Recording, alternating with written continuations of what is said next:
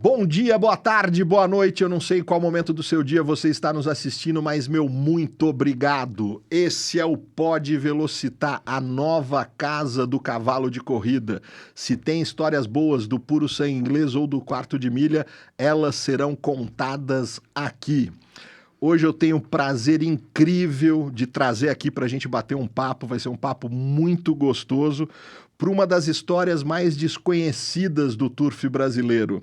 Eu estou com ele, um globetrotter, o cara que acho que eu desconheço um jockey que tenha montado em tantos países e tenha que viajado o mundo com tanta eficiência e convivido com algumas pessoas de muito renome do nosso esporte. Nasce no Chile, vem para o Brasil. No Brasil, entra na escolinha do Jockey Clube de São Paulo, tira sua matrícula como jockey profissional.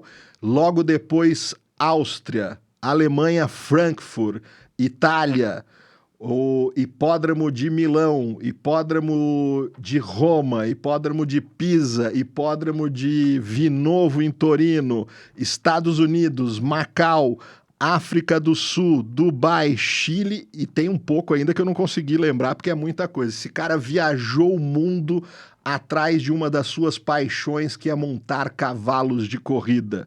Uma das histórias desconhecidas do turf brasileiro que jogaremos luz sobre ela aqui hoje. Marcos Latorre, muito obrigado de você estar aqui com a gente para bater um papo. Hoje ele é um dos pilares do Jockey Clube de São Paulo, trabalhando lá como comissário, professor da escolinha e tantas outras coisas. Um chileno brasileiro. Exatamente, né? Exatamente isso. Vamos contar a sua história aqui. Se você assistiu um pouco dos meus episódios aqui, eu sempre faço uma pergunta clássica para os meus convidados. Quem é Marcos Latorre na indústria do cavalo de corrida em 30 segundos? Resume-se.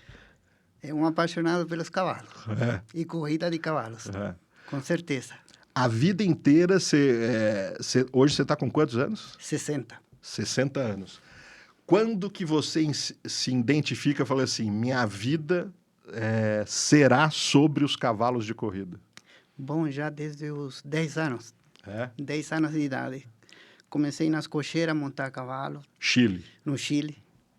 E daí não parei até cumprir 35 anos montando cavalo quase.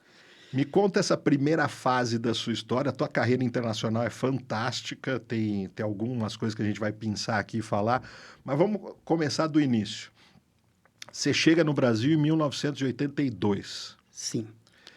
Como foi, como que você veio parar aqui e já chegou aqui com o objetivo de ir para a escolinha, para tirar a tua matrícula? Me conta um pouco esse início de carreira. Bom, na verdade, meu pai já vinha planejando me trazer para o Brasil, para entrar na escolinha de aprendiz.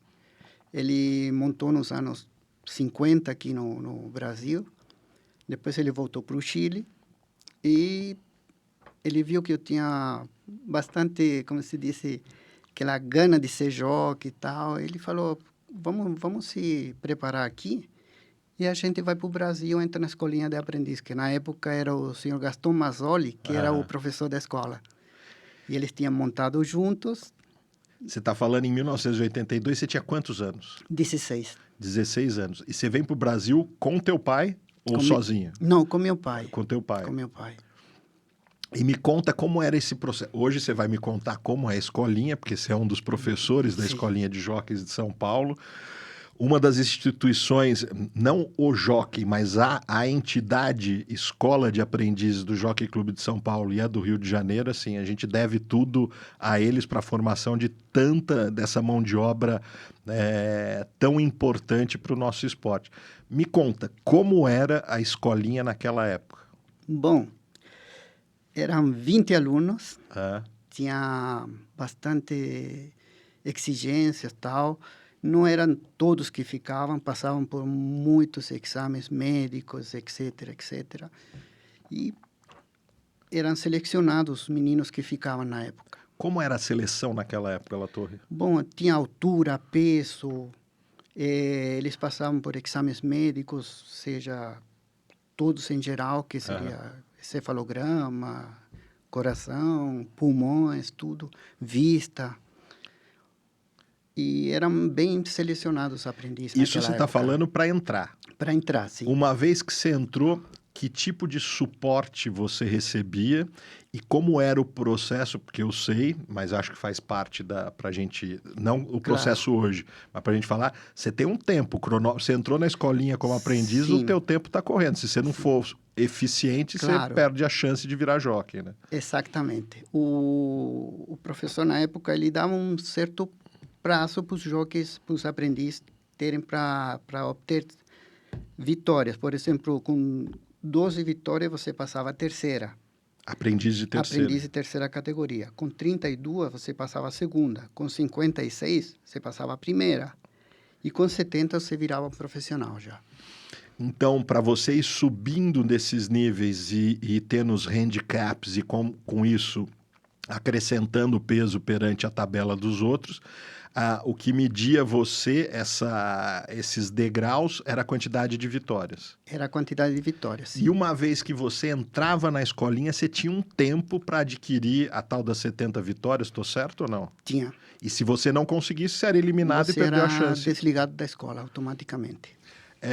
Me conta, assim, você vive nesse meio, está lá, hoje é professor da escolinha, mas estamos relembrando de tudo. Quando um jockey era muito eficiente, com quanto tempo ele conseguia, naquela época, tirar a matrícula de jockey profissional? Bom, quando eu cheguei, o Oswaldo Gonçalves, ele tinha um recorde, acho, de 10 meses. Era o mais rápido deles. Que tinha passado com 70 vitórias jockey o mais rápido. Então, pessoal, vamos entender essa história, porque são outros tempos, mas vamos lá. Em 10 meses, ele, que até então detinha o recorde, Sim. conseguiu 70 vitórias. Sim. Mas vamos fazer uma parte para a gente relembrar dos bons tempos, dos áureos tempos do jockey.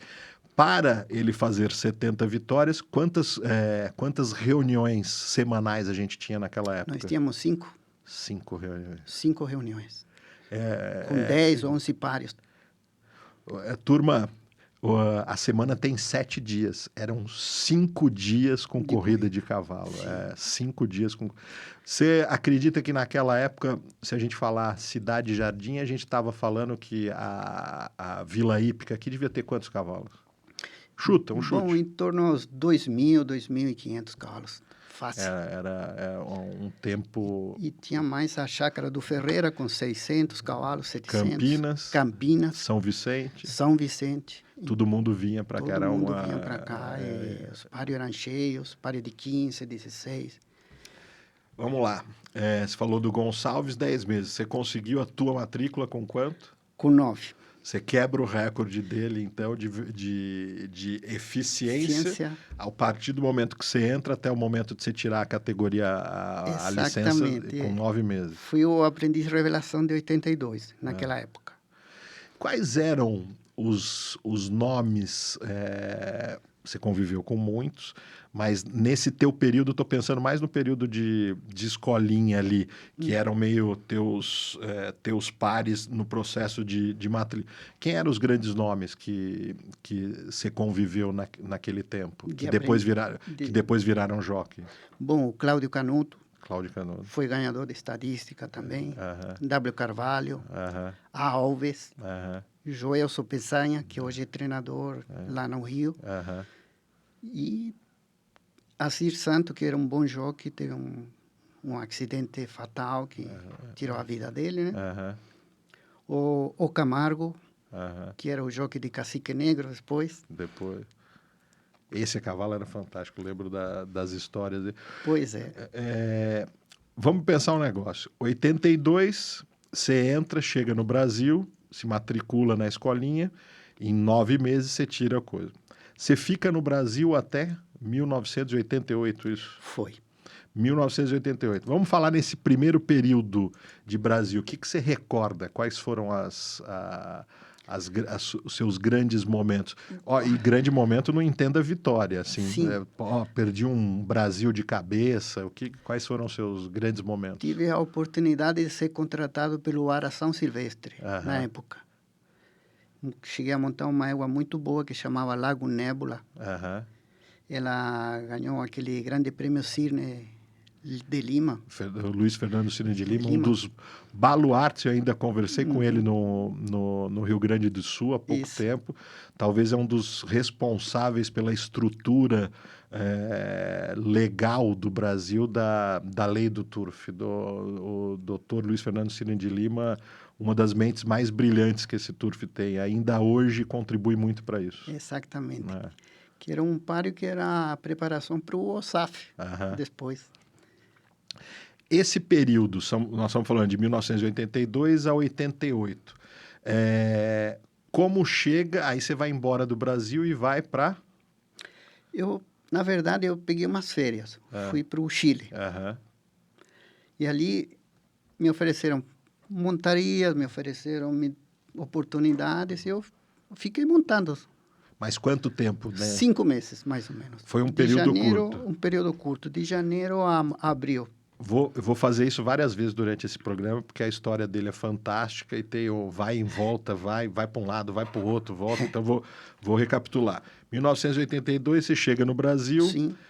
Escolinha, se matricula, faz a carreira meteórica de tirar a licença, a matrícula em 9 meses, fica no Brasil até 88, vai para o Chile por um período de... 5 meses. 5 meses. Você tem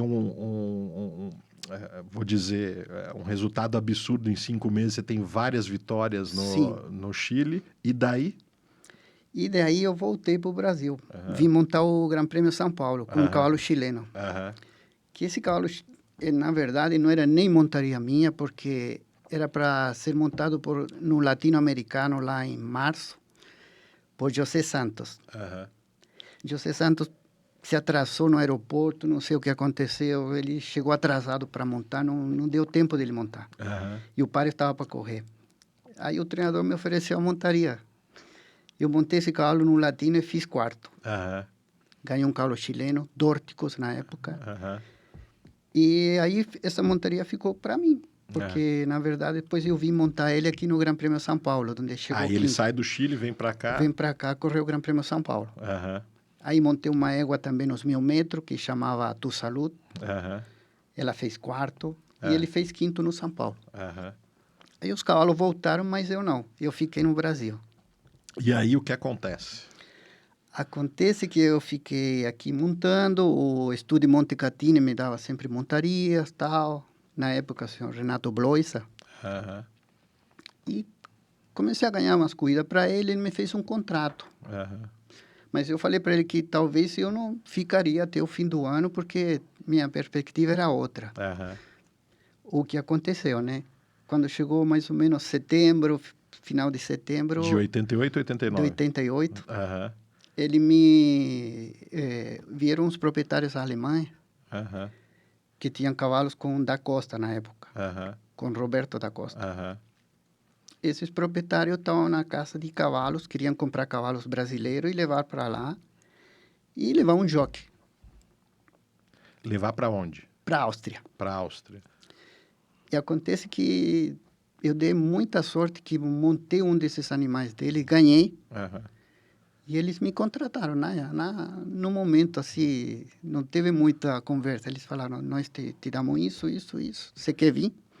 E aí você sai do Brasil e vai para a Áustria? Saio do Brasil e vou para a Áustria. Chego a Viena. Então, vamos lá. Nesse momento, você falava português, espanhol e só. E só. E lá na Áustria, eles falam? Falam alemão.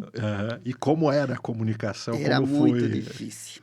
Muito difícil, não foi fácil. Eu acabei de voltar de Frankfurt agora, estava numa viagem.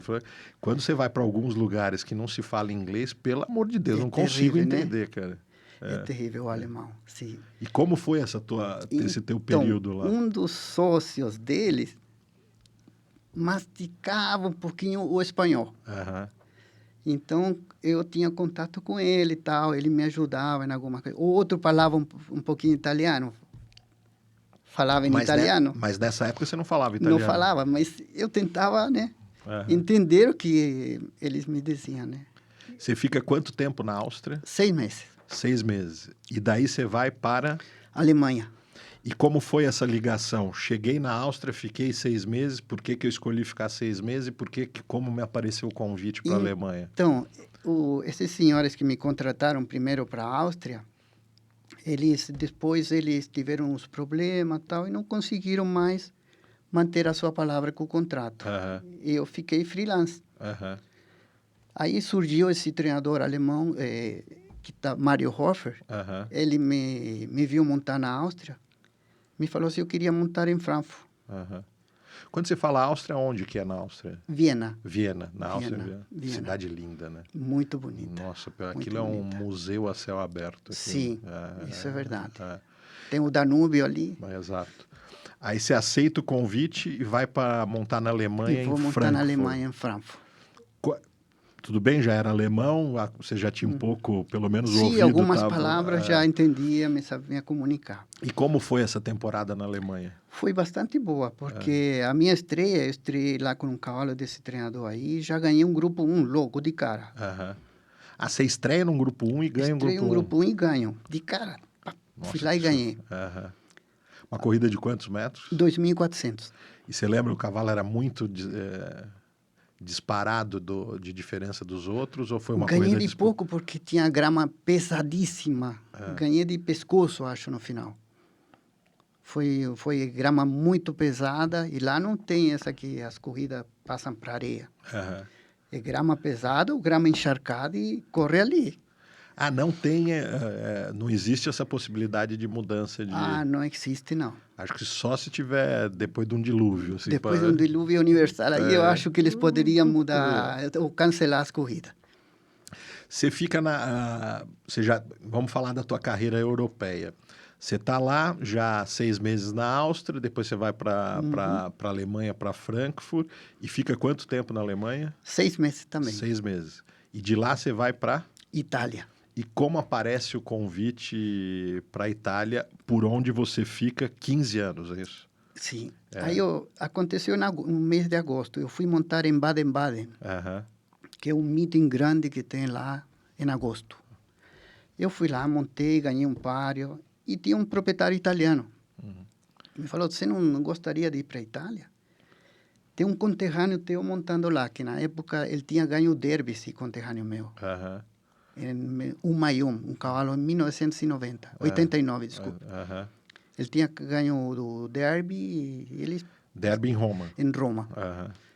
Então, ele me fez esse convite, se eu não gostaria de ir para lá. Ele falou, eu tenho 35 cavalos, te dou apartamento, carro, todas as comodidades que você precisar. Nessa época, como que você estava? Você estava casado, solteiro? Estava solteiro. Então era fácil tomar essas decisões. De me mobilizar assim e tomar decisões assim, porque era só eu que pensava, né? Então, aí optei por ir. Falei, bom, vou para a Itália. Assim. Vamos lá que agora eu vou puxar o meu saco aqui. E como foi a diferença de chegar em ambiente italiano? A gente vai falar dos cavalos já, mas é muito mais fácil, né? Sim. Em termos de acolhimento, comida... Fui bem acolhido sempre, desde o começo. Fui bem, sempre me receberam bem. As oportunidades começaram logo a surgir rápido. Nos conte um pouco, Latorre, como você vivia em Milão, perto do hipódromo, como é a vida lá, e tenta, para a gente mostrar para a nossa turma, se você fosse fazer comparações ainda com os áureos tempos do turf brasileiro, o que você notava de diferenças? Bom, a Itália, a vida é mais, o turfista é mais apaixonado. Eles são Federico Tésio, Regoli e outros que não me lembro agora, mas eles são muito apaixonados pelo turf lá. Pelo cavalo. E o turf lá tem um nível muito alto, como tinha o Brasil antigamente, né? Que era mundialmente, Sul-América era o melhor país para montar. Falando em turf italiano, são uma convivência, você passa lá 15 anos. Me conta como que aconteciam os meetings, como que eram as viagens, era um pedaço, uma temporada em Milão, depois descia para Roma, Pisa, como que funcionava na tua época? Então, Em março, as corridas começavam de novo, porque elas ficavam 3 meses parado por causa da neve. Da neve. Aí a gente migrava para Pisa. Então começava em Milão, Sim. 3 meses. Depois chegava o inverno, né? Eu imigrei para Pisa. Aham. Dezembro, janeiro, fevereiro, e em março voltava para Milão de novo. Tá. Aí você já começava a preparar os potros, cavalos bons para correr distância, isso, aquilo, outro. Porque em maio tem o Derby de Roma. Aham. Que podemos dizer que seria uma das provas mais importantes. Uma das mais importantes do turf italiano. A gente sabe da infinidade de hipódromos que naquela época existiam na Itália. Hoje ainda tem alguns, como a gente estava conversando, Claro. Eu morei ali em Torino, hoje vi novo, o hipódromo de Torino é só trote, não tem mais galopo. Não tem mais galopo, Mas na tua época, me fala um pouco da diversidade italiana, mesmo os hipódromos pequenos, que vamos enumerar: Milão, Torino. Depois tinha Varese, que era a 30 quilômetros de Milão. Do ladinho da Suíça. Do ladinho, era mais pequenininho, mas fica claro, o caminho da Suíça. Exato. Exatamente. Depois tem Pisa, Livorno, Firenze.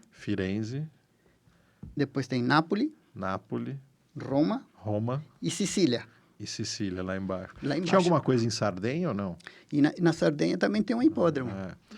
Para você ver o quanto de hipódromo, num país infinitamente menor do que o nosso, eles não têm. Realmente eu voltei de lá agora, a paixão do italiano, talvez por essa coisa, eles chamam da hípica italiana.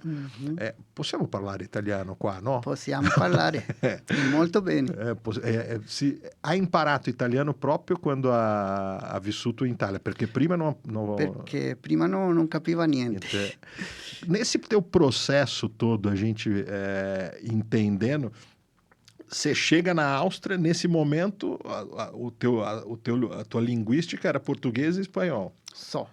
Nesses momentos de Áustria e Alemanha, você chegou a aprender alguma coisa? Algumas palavras. O inglês ainda é distante? Ainda estava distante. Tá. Aí você fica na Itália você aprende italiano e fica só nisso? Fico só nisso.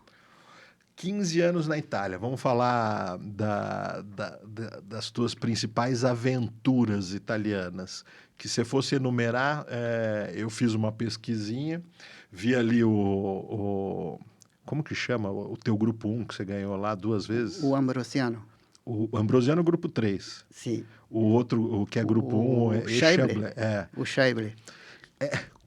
Como era disputado isso? Me fala para a gente contar para os brasileiros, falando um pouco das distâncias, falando se nesse momento eram só cavalos italianos e nesse momento os hipódromos lotados, não muito jogo. Me conta um pouco do universo italiano do turf na tua época. Então, esse Scheible aí era como o derby italiano só para produtos italianos. Só para produtos... Nascidos e criados na Itália.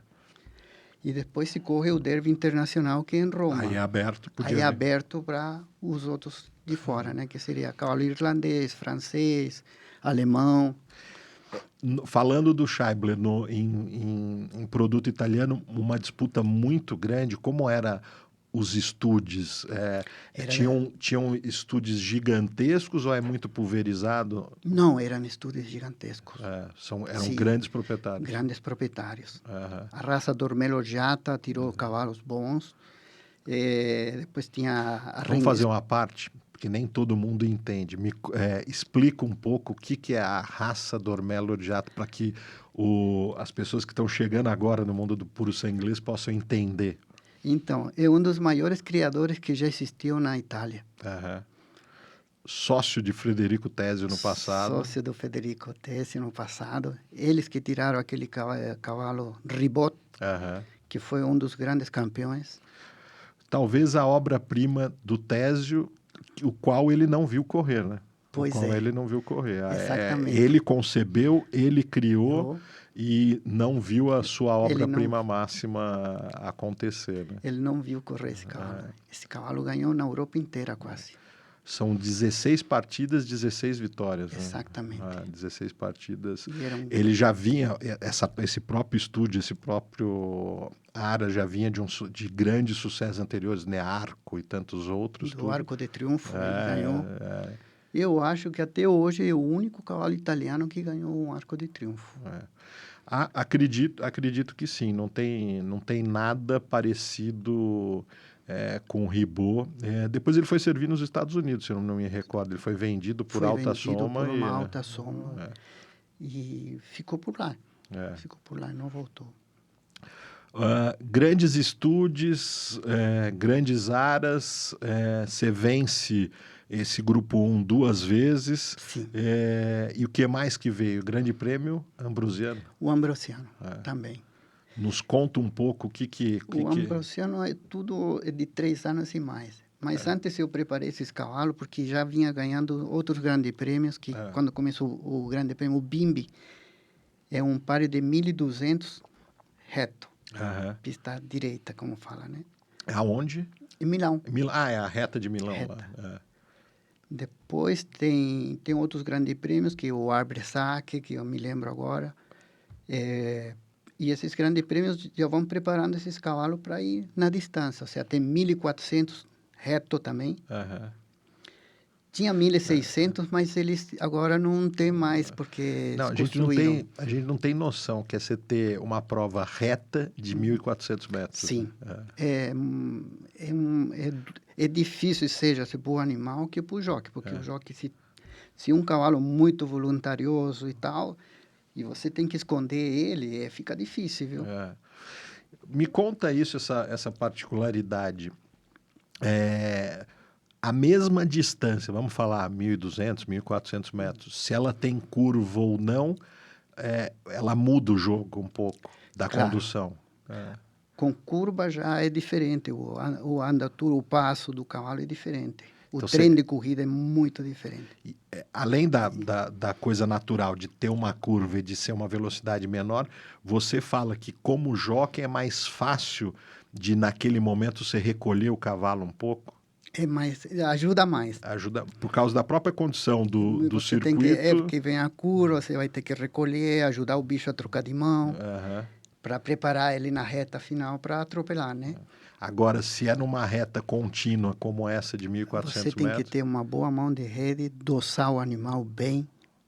E principalmente, se é um cavalo que tem uma atropelada curta, de 300 metros, você tem que esconder ele o mais que puder atrás do outro, que é difícil, porque são páreos cheios, você tem que vir escondidinho ali, sair no momento justo para atropelar.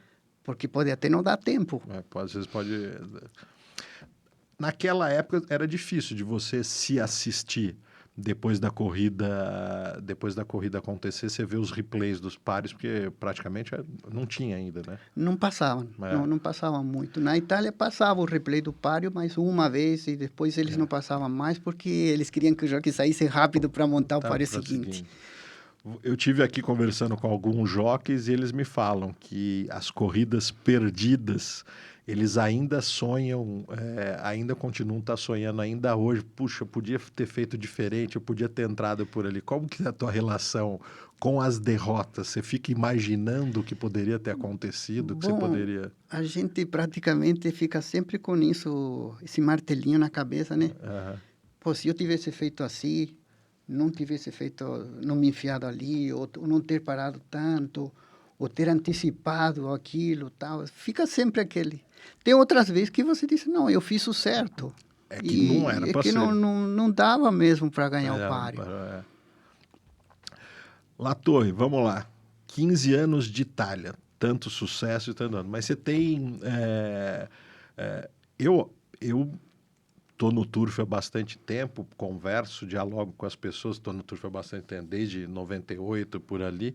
Eu nunca tinha cruzado com um profissional, um jockey, mesmo que seja internacional e batido papo, como essa oportunidade que a gente está tendo.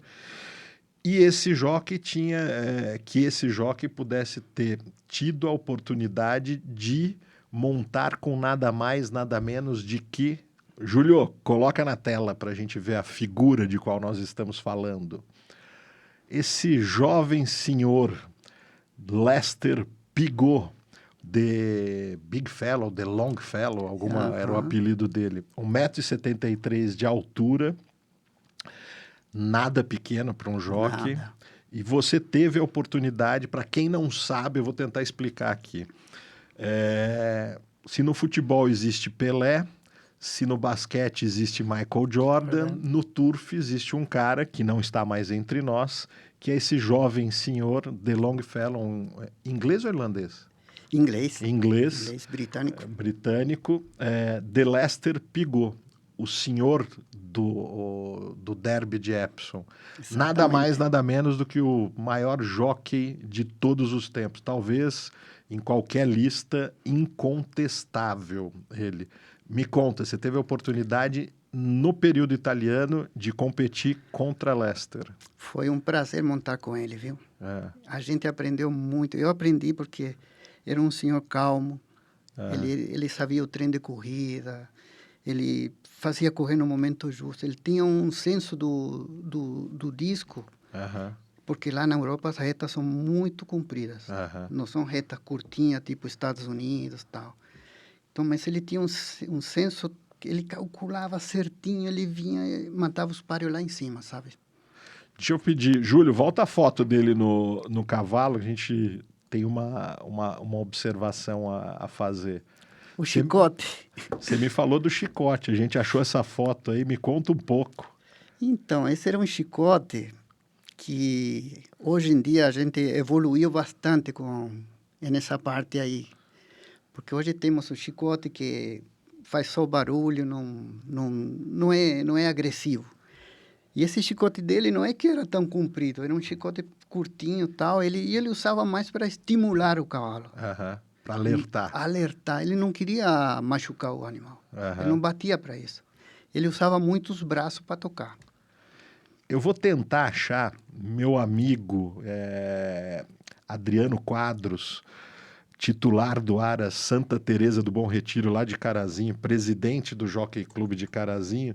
Uma vez, nós estávamos conversando, falando de Lester, e aí ele pegou e falou, pô, Herbert, tem uma vitória dele que é sensacional, e é essa vitória que eu vou colocar na tela para a gente poder acompanhar, onde ele faz o seguinte movimento. Ele está tocando o animal, e ele, com a mão direita, ele chicoteia ou alerta a garupa esquerda do cavalo. Então, ele, sem trocar de mão, eu não sei por que esse dom, esse talento, essa característica, essa tática dele, né? Ele, além de alertar na própria direita, ele invertia o alerta, a chicotada, e pegava na garupa esquerda do cavalo. E ganha a vitória.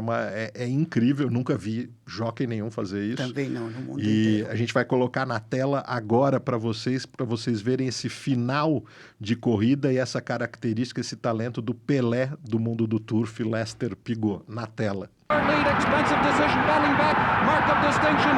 Royal Academy is thundering down the center of the turf. Carson Steinlen is fifth. They're coming down to the finish. Lester Pigot flailing away at Royal Academy. It's all Greek to me toward the inside. Here's the wire. Head bobbing finish. Royal Academy does it. And the living legend out of retirement, 54-year-old Lester Pigot. Incrível, Lester Pigot. E você teve a oportunidade de... Você tinha quantos anos? Você acredita que ele tinha quantos anos?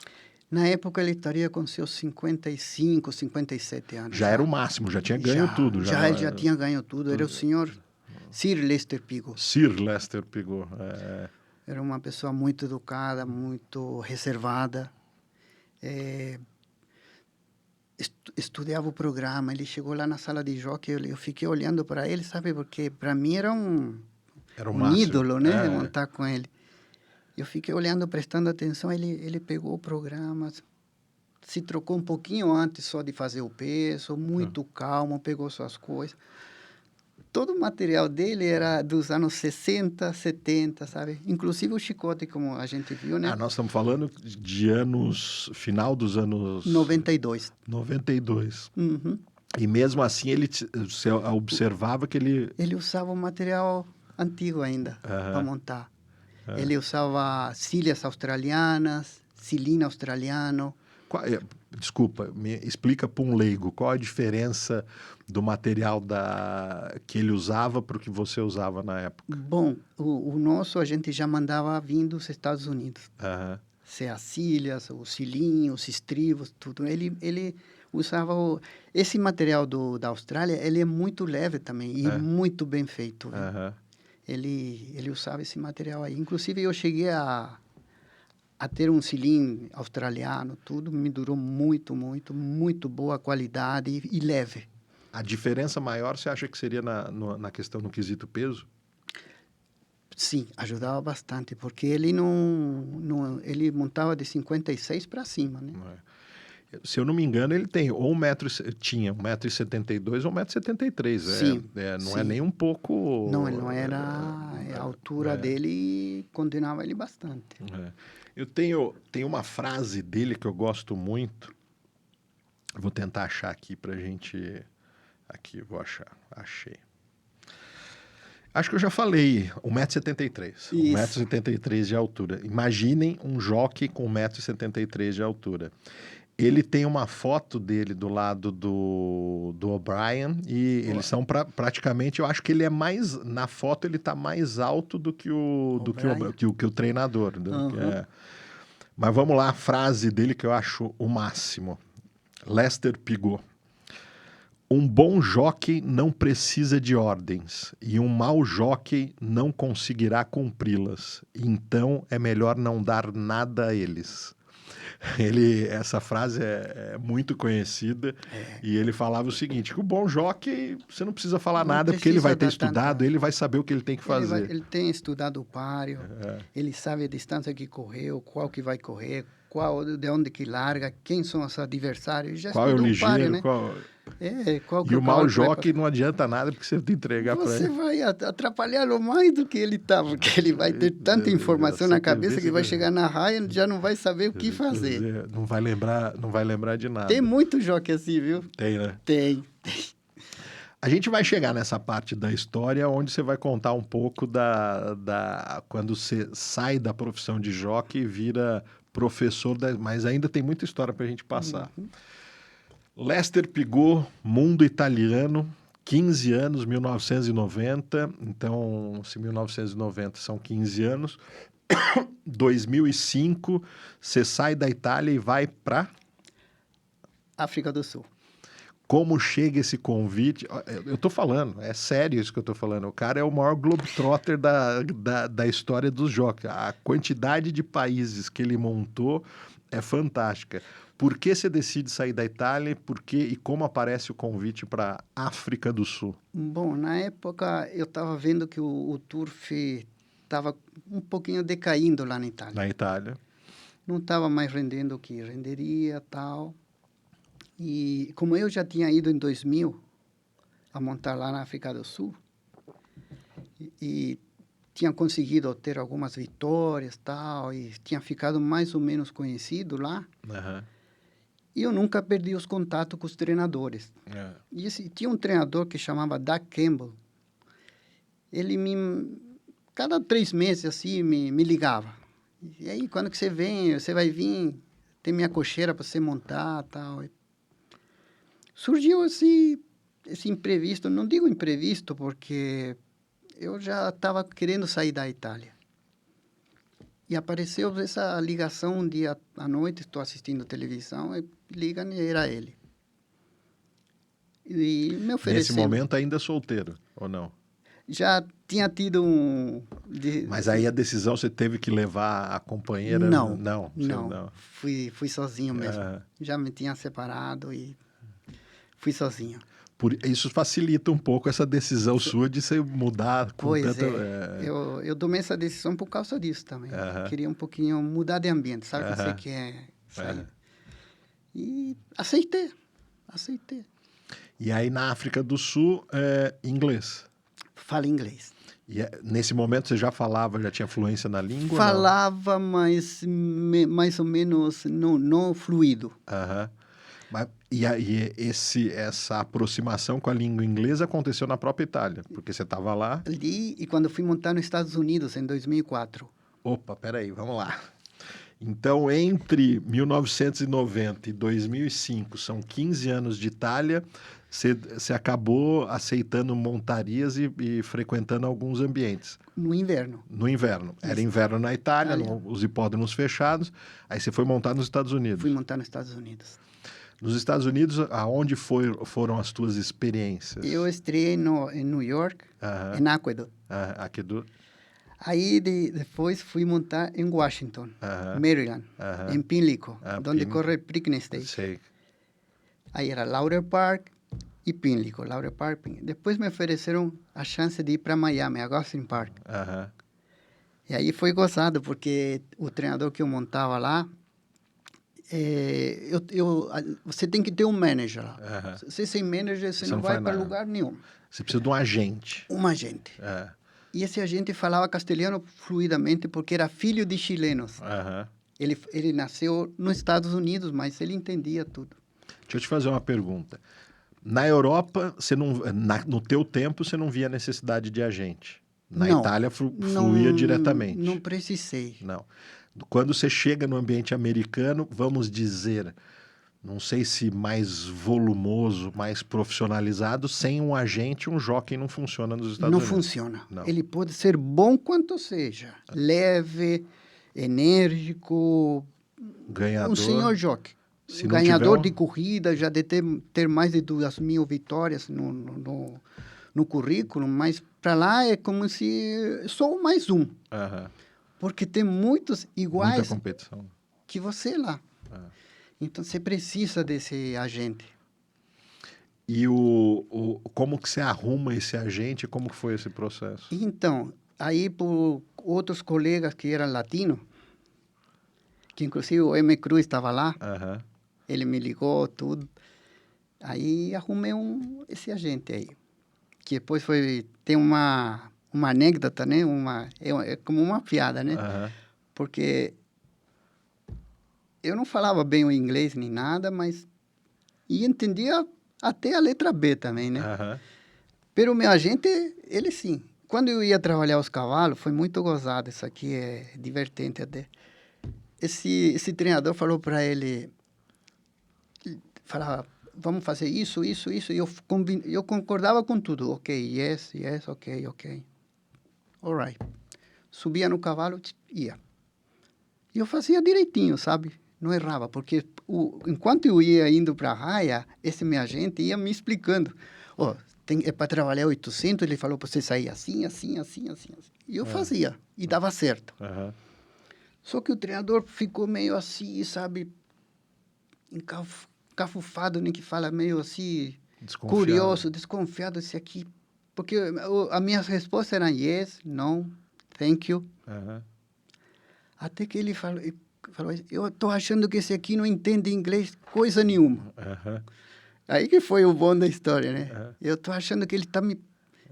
Aí ele se pôs do meu lado assim, foi falando, e ele foi me falando coisas que nada a ver com o trabalho, inclusive me xingando, e eu falava yes para ele.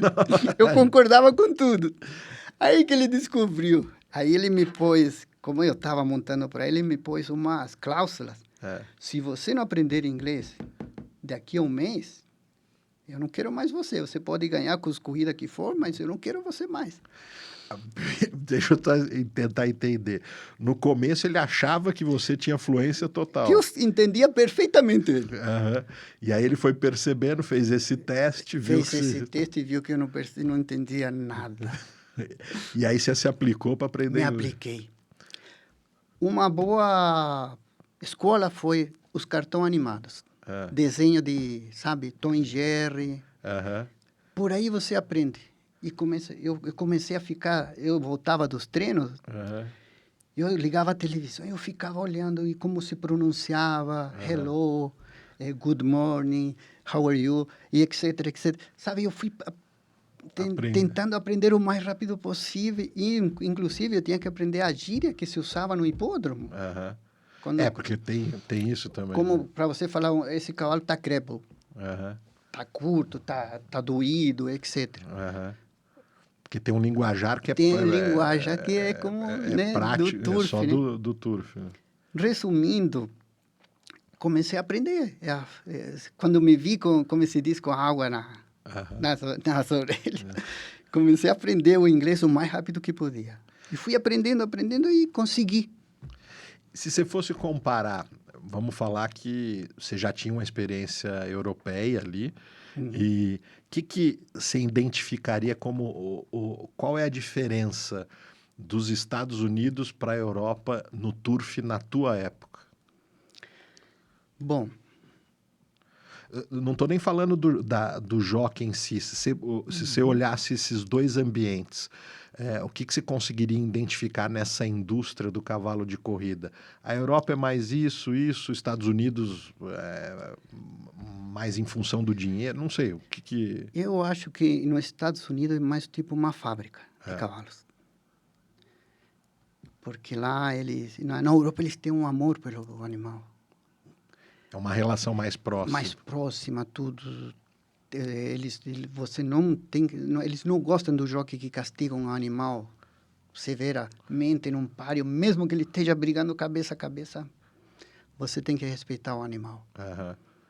E já nos Estados Unidos já é um negócio mais focado no dinheiro. É mais tolerante isso aí.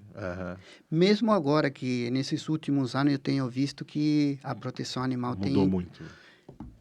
Tem ido em cima deles, pelo castigo severo que muito jockey dava no animal, né? Identificando isso, você tem, entre essa tua temporada de 15 anos na Itália, você faz essas visitações do inverno, e aí, nesse momento que você aprende, tem aproximação com o inglês, quando você chega na África do Sul, vamos dizer, você já está mais maleável com o inglês. Exatamente. Como é o turf na África do Sul?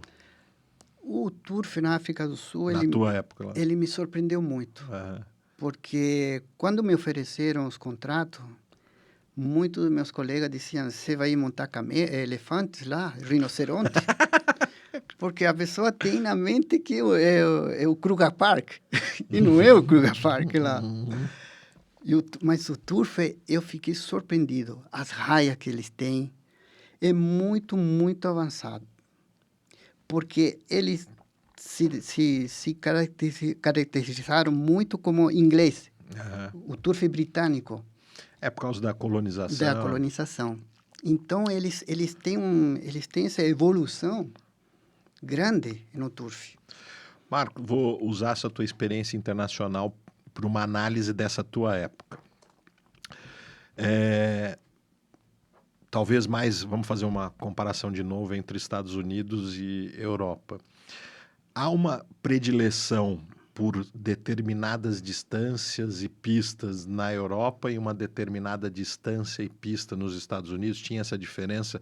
O que eu identifico hoje, no caso da Europa ser mais grama, uma distância mais clássica, e nos Estados Unidos a gente falar de um pouco uma terra da velocidade, da milha para menos em dirt. Exatamente.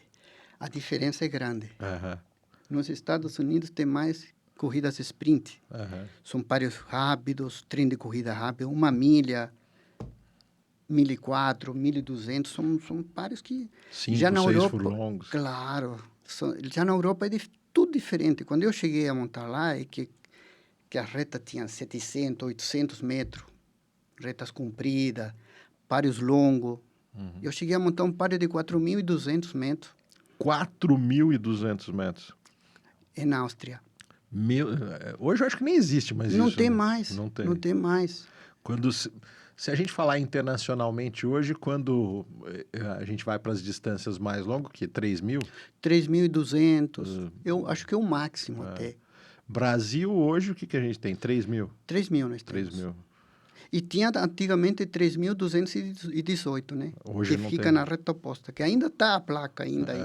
Mas hoje não tem mais. Acredito que agora não fazem mais esse tipo de páreos longos.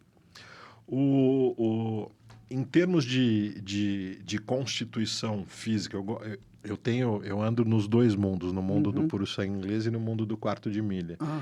Naquela época, você identificava desses cavalos americanos da milha para menos contra os cavalos europeus das distâncias mais clássicas, dos 2.000 para cima, era nítido uma diferença morfológica deles?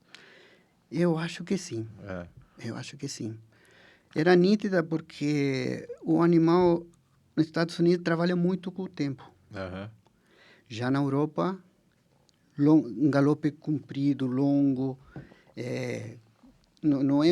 eles não gostam muito de exigir o animal de manhã, Aham. mas sim ter fôlego. Aham. O fôlego é importantíssimo, porque as raias lá também têm subidas algumas. Aclives, curvas. Claro, tem curvas que sabe que depois vem uma subidinha aqui e lá, isso, aquilo, outro. Então, se o animal não está preparado para esse tipo de esforço, não tem condições de correr lá. Aham. Já nos Estados Unidos é diferente. Praticamente tudo plano. É tudo plano, Talvez as pistas são meias parabólicas, Santa se Anita você que tem, vê. Santa Anita já é... é um pouquinho diferente, mas não Eu chega nem montei perto. só uma vez ali, em Santa É Anita. lindo aquele hipódromo, né? Lindíssimo. Você vê aquelas montanhas Sim, no aquelas fundo. que estão aí atrás, né? É muito bonito. Vou explorar isso. De todos os hipódromos que você montou, me enumera os 3 mais bonitos, independente do Nossa. significado do grande prêmio, da prova. Estou falando em estrutura física do hipódromo. Nossa, essa é uma pergunta de $1 milhão, né? Mas se você fosse ter que Porque- falar, ó, vamos voltar para conhecer a estrutura de X. Independente da prova, estou falando o hipódromo. Olha, tem um hipódromo na África do Sul que eu gostava muito, muito dele, que era em Cape Town, Aham. Cidade del Cabo. Ó, esse eu não conheço. Lindo hipódromo. É. Tem pista direita, tem um monte de pista que se cruzam e se encontram. As variantes. As variantes, assim. Eu achava um hipódromo muito interessante para montar, viu? Fala um outro. Bom, não vou excluir a nossa raia de grama aqui do Brasil, né? Que eu sempre Isso- achei ela um espetáculo. Eu sempre elogiei essa pista onde eu fui montar. Você está falando São Paulo. São Paulo. São Paulo. São Paulo. Eu vou falar, tirando o momento que nós vivemos do Turf paulista, que são outras considerações, mas nós temos, eu vou dizer, se esses hipódromos tivessem com uma manutenção um pouco mais em dia, o hipódromo de São Paulo, estou falando Peão do Prado, grama e tudo mais, e a gente não tivesse que fazer as concessões que temos que fazer para trazer outros tipos de evento, por causa da questão financeira, Certo. e aí esses outros eventos acabam poluindo o visual, São Paulo e Rio de Janeiro não tem nada. Uma das coisas são lindas. Primeiro, o skyline de São Paulo, de você estar sentado na arquibancada e ver aquele bando de prédio do outro lado da Marginal. Rio de Janeiro, você está ali, olhar e ver o Cristo. Nós somos realmente abençoados. por isso. Abençoados mesmo. É. E eu sempre elogiei a raia de grama de São Paulo, porque de tantas raias de grama que eu montei lá fora, que são inúmeras, na Europa, sabe? Eu achava uma das melhores. Me conta um pouco disso tecnicamente falando. O que você via de problema lá que a nossa grama daqui de São Paulo... Por isso, eu acho que a grama aqui é bem compacta, bem juntinha, sabe? Lá, eles também tem essa, que lá eles não poupam muito a grama. Aham. Tá chovendo, se corre na grama. Eu vou para os hipódromos lá, é tudo meio Sim, embolado. tem que ser atento, porque tem cavalo que não se adapta a esse tipo de raia. A nossa parece mais um tapete, Esse aqui né? já é mais um tapete. A outra raia boa é a África do Sul. Aham. Ela é cortada muito baixinha, mas muito baixinha. Parece um campo de golfe. Aham. Quando eu estrei Uma lá, raia rápida, sim, muito rápida. é bem rápida, as curvas são pronunciadas, mas a reta é curtinha, tem 400 metros. Se eu fizesse uma pergunta para você em termos de predileção, duas coisas. Você prefere montar grama ou areia, distâncias curtas ou distâncias clássicas para longa? Que você tinha uma predileção na época? Independente do cavalo, óbvio. Com cavalo bom de curta, você vai preferir o cavalo. Mas qual que era... Eu gostava de montar distância longa Aham. e grama. Longa e grama. E grama. Você se diria... É óbvio que um bom jockey, ele se adapta ao estilo de corrida do cavalo. Mas se eu fosse te falar o teu estilo de corrida, você era um cara que ficava mais pro fundo e preferia arrancar? Tem jockeys que gostam de ir já logo para frente? Me conta um pouco disso. Bom, eu posso dizer que eu tive que me adaptar e tentar evoluir quando fui embora do Brasil. Aham. Por quê? Porque comecei a montar distâncias muito compridas, 2.008, 3.000 metros, 2.400, retas muito compridas, coisa que eu não estava acostumado aqui. Aqui, sim, tínhamos São Paulo, tínhamos o OSAF, esses grandes prêmios importantes, grama, mas os páreos a velocidade é diferente. Aham. E lá vocês já larga e saem quase de trote às vezes. Parece que vão de trote. Aham. O trem de corrida é muito medido. Aham. Os Para poder explodir no final. Exatamente. Os parciais são muito lentos. Aham. Mas eu descobri o porquê. Porque as raias tem muitas que tem aquele declínio para cima, que são em subida. Aham. Então eles têm que guardar fôlego para isso. Não dá para fazer a mesma coisa Não que uma raia plana, né? Não dá. Porque não senão dá. vai faltar energia. Você vai faltar energia e você vai passar por um jockey que não tem 2 dedos de frente para montar. Então... A característica... Eu tive nos hipódromos europeus, fui conhecer recentemente Goodwood. Aquilo é uma pirambeira. Goodwood é dificilíssimo montar aí. Você pode ver o hipódromo de Longchamp, onde se corre o Arco de Triunfo. Eu montei aí uma égua. Você montou em Longchamp? Em Longchamp. Então faltou, a gente não colocou França aqui na tua. É que eu fui montar 2, 3 vezes aí. Fui montar e voltei. Não existe nada parecido igual esse rapaz, porque ó, eu tenho que acrescentar aqui. Vou de novo, repetir. Era o Grand Prix de la Ópera. Chile, Brasil, Áustria, Frankfurt, Itália, Estados Unidos, Macau, África do Sul, Dubai, Chile, França, e daqui a pouco vai aparecer mais outro. Vamos lá. Mas me conta, me fala disso. Como foi a experiência de Longchamp? Foi assim. Eu nunca tinha montado. Eu fui montar essa égua italiana, que era uma égua boa, corria a distância, sabe? Só que a gente chegou tipo 10h30, 11 horas lá em Paris. Eu falei, eu quero conhecer a raia. Mas para quê? Quando você fala a gente, você, não a égua. Eu. Tá. A égua já estava... A égua já tinha viajado antes. Tá. Aí, beleza. Aí eu estava de terno e gravata, tudo, sabe? Eu só coloquei minhas calças para cima, tirei o sapato, as meias e dei a volta caminhando aquela raia. Porque essa raia aí tem umas curvas e umas retas que você acha que entrou na reta final, mas você não entrou. Ainda. Você não entrou na reta, ainda falta. Se você não conhece essa raia, você se perde. Eu caminhei essa raia inteirinha para conhecer bem e tal. Você não foi no meeting do Arco, era um outro... Era o dia do Arco do Triunfo. Era o dia do Arco do Triunfo. Quando ganhou Lantarra com Lanfranco Dettori.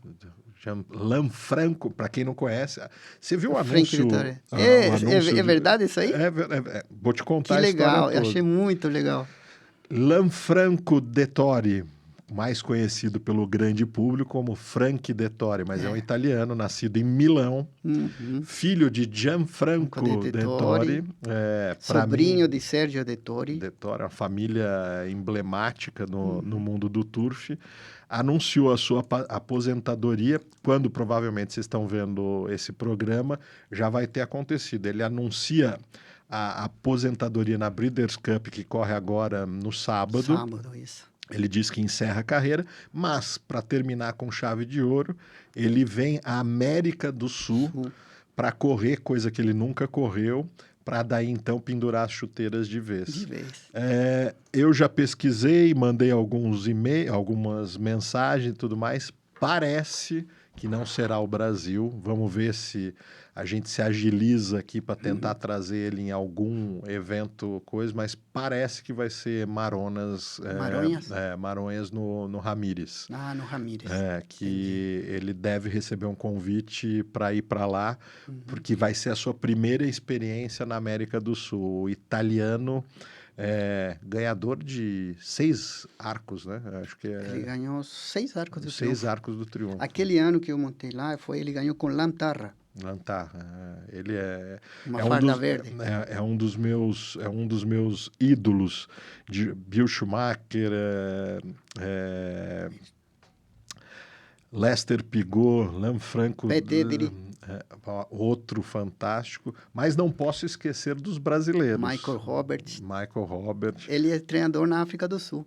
Hoje virou treinador Na África do Sul, Michael Roberts.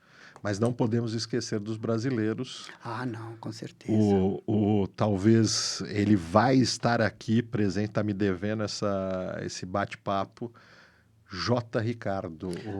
Esses são nossos ídolos, né? Alguns ídolos do esporte, a gente sempre tem essa assim, eles são só reconhecidos depois de quando já nos deixam tal. Eu tenho um grato agradecimento ao Jockey Clube do Rio de Janeiro, porque J. Ricardo nativa, e nós temos uma estátua de J. Ricardo no Rio de Janeiro, um ícone do esporte.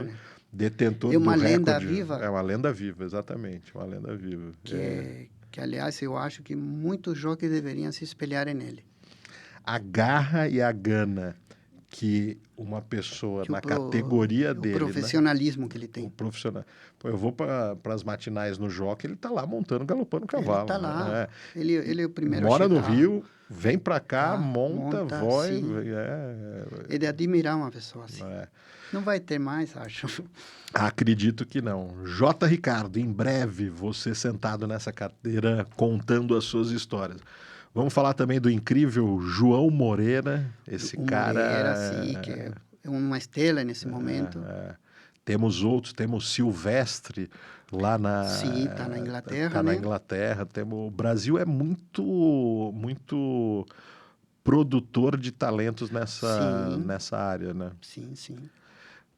Indo um pouco, depois eu posso voltar na história, mas vamos falar da Escola Preparatória de Jockeys de São Paulo. Você faz essa carreira tua brilhante, Globetrotter, você só não foi montar... Não, Macau pro lado você foi... Faltou pouca coisa. Faltou a Austrália, né? A Austrália você teve a oportunidade. Nunca me apareceu uma... Austrália, o Japão não... faltou... Na época não... Acho que não era tão ativo quanto é hoje, No Japão, eu fiz o pedido, mas application, sabe? Mas na época já tinha 2 jockeys italianos montando lá. Mirko De Muro, que agora monta nos Estados Unidos, e Dario Vario, outro jockey. Então eles não só aceitavam 2. É muito as licenças é muito controlada. Ele é muito controlada, eles não aceitam qualquer pessoa. Aquele ano eu tinha chegado 5º na estadística em Itália, na estadística geral, com quase 200 vitórias. Tinha ganho corrida de grupo, list race. Mesmo assim, eles... Você fez o application? Eu fiz a application e me falaram que tentasse o ano que vem de novo. Eu vou mostrar um negócio que está aqui comigo, que ele me trouxe. Esse é o currículo desse jovem rapaz, Marco Latorre. Naquela época as coisas não eram digitalizadas, então para você poder requerer licença para montar nesses países todos que você passou o mundo afora, você tinha que viajar com isso aqui embaixo do braço. Enviar para poder mostrar... Primeiro enviar isso aí. Primeiro você tirava um xerox disso daqui, mandava para todo mundo. Para daí então comprovar a tua... Não é nem qualidade, mas provar a tua estrada de jockey para depois então poder ser aceito. Aceito, né? E despertar o interesse nas pessoas, sabe? Para querer você lá para montar. Esse processo todo, você não parou, você viajou o mundo montando. Quando você se despertava para algum lugar, não era porque Deus, a casualidade, eu gosto sempre da palavra da Deusciência, não da coincidência, te colocou pessoas no caminho que te convidavam para fazer o próximo passo, né? Você estava em um país e, não quer vir para cá? O italiano, quando te conheceu na Alemanha, o cara da África do Sul, quando te convidou Também. para você ir. Esse processo, eu tento entender porque eu vejo a burocracia para a gente mudar de país, ser aceito, passar. Tem países que aceitam mais fácil, outros não e tudo mais. Quando você mudava, essas pessoas que te convidavam te assessoravam em alguma coisa? Porque eu acho que você nunca comprou nem geladeira nem fogão. Porque você tinha uma mochilinha e saía viajando o mundo. Porque você nunca se estabeleceu fisicamente ou fixamente, a não ser Itália, por 15 anos. Do resto, era uma mochila, botava nas costas e rua. Vamos lá. Então, tinha muitas vezes que eu já... Quando me mudava nesses lugares assim, eu já alugava um apartamento amobiliado. Não, eu tenho certeza. Eu já não comprava você nada, tudo certo, tudo... Mas na hora que precisar... E as pessoas me assessoravam, sim. Sim. Porque é muito difícil. Se já é difícil num país que malemar você fala a língua, porque tem as burocracias e tudo mais. Agora, você chegar num país que você não tem... que você não fala nem a língua direito. Meu, eu não sei nem qual é a burocracia que eu tenho que fazer, que papel que eu tenho que preencher. E como eu sempre falei, né? A gente tem que ter essa gotinha de sorte que eu falo. Que às vezes tem um proprietário que é latino.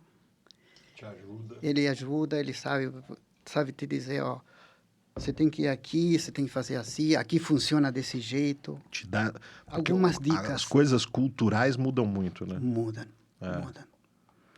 Então você tem que já ter também a mente preparada para isso, que você vai ter algumas mudanças na sua vida. Nessas minhas andanças internacionais, uma das coisas que eu vi das pessoas que mudam de país e acabam se dando bem são as pessoas que têm uma certa resiliência e não ficam tentando achar naquele país as características do seu país anterior. Exatamente. Se você olha tudo com um viés positivo e falou, aqui a vida é assim, a cultura é desse jeito, vamos se adaptar e vamos curtir esse momento. Agora, você ficar saudosista, você não... se fica saudosista, você já não... Não evolui. Não vai evoluir, porque isso aí vai atrapalhar a sua mentalidade. Você não consegue, eu acredito, que nem aproveitar o que essa nova cultura te dá de oportunidade, né? Nem poder usar o seu potencial que você tem, porque você tem outras coisas na cabeça. Você vai para a Europa, vamos traçar uma situação hipotética. Você vai para a Europa e você fica pensando em pão de queijo, farofa, tapioca, açaí. Feijoada. Come pasta, pesto, vinho. Tenta se adaptar Espaguete. Tenta se adaptar e aproveitar coisa boa que segue. Latorre, vamos lá. Você fez esse caminho todo, volta da África do Sul para o Brasil, tem uma incursão ali no Chile. Podemos dizer que tua carreira se encerra de jockey em 2017? Sim. Agosto. Agosto de 2017. Ela se encerrou com já a próxima fase contratada, ou primeiro se encerra e depois pensa no que vai fazer? Não, se encerrou já com a fase contratada. Você já tinha o próximo passo? Sim. Isso que te fez falar, vou parar, vou passar, vai dar... Exatamente. Vou passar. É que nesse intermédio aí eu tive um acidente muito grave lá no Chile. No cavalo? No cavalo, no páreo. Me derrubaram num páreo. Sucede. Trinquei, posso dizer, entre aspas, a primeira e a terceira cervical. O qual fiquei quase 9 meses parado. Meu Deus. Tive que colocar o Alloway, que são os ferros na cabeça e ficar imobilizado por 90 dias. Você ficou imobilizado por 90 dias? 90 dias. E 9 meses parado? E 9 meses parado. E você tem muito tempo para pensar enquanto você está com aquilo, sabe? Você diz, poxa, será que vale a pena eu continuar? E depois, ainda mais que os médicos praticamente te colocam um medo, porque diz, se você cair de novo, ou você vai ficar na raia, ou você vai mexer só os olhos. Ah, eles deram esse alerta. esse alerta. Porque não poderia acontecer uma nova fratura nos pontos fraturados. Que seria fatal. Aham. Eu, como sempre tive amor pela minha carreira, por ser jockey, montar cavalo, corrida para mim era tudo. Teimoso, uma vez que depois me recuperei e tudo, eu voltei a montar. Inclusive, quando fui lá nos médicos para me darem alta, um deles falou, eu não acredito que você vai voltar a montar. Eu falei, vou. Mas você sabe o que pode acontecer? Eu sei. Eu falei, vou correr esse risco. Ah, eu não acredito. Ele falava, não, eu não quero nem assinar isso aí. Que era o aval para você... O aval para eu ficar livre. Afinal, acabou assinando, resumindo. Eu peguei minhas coisas assim, eu falei, a primeira corrida que eu ganho, eu vou trazer uma foto para vocês.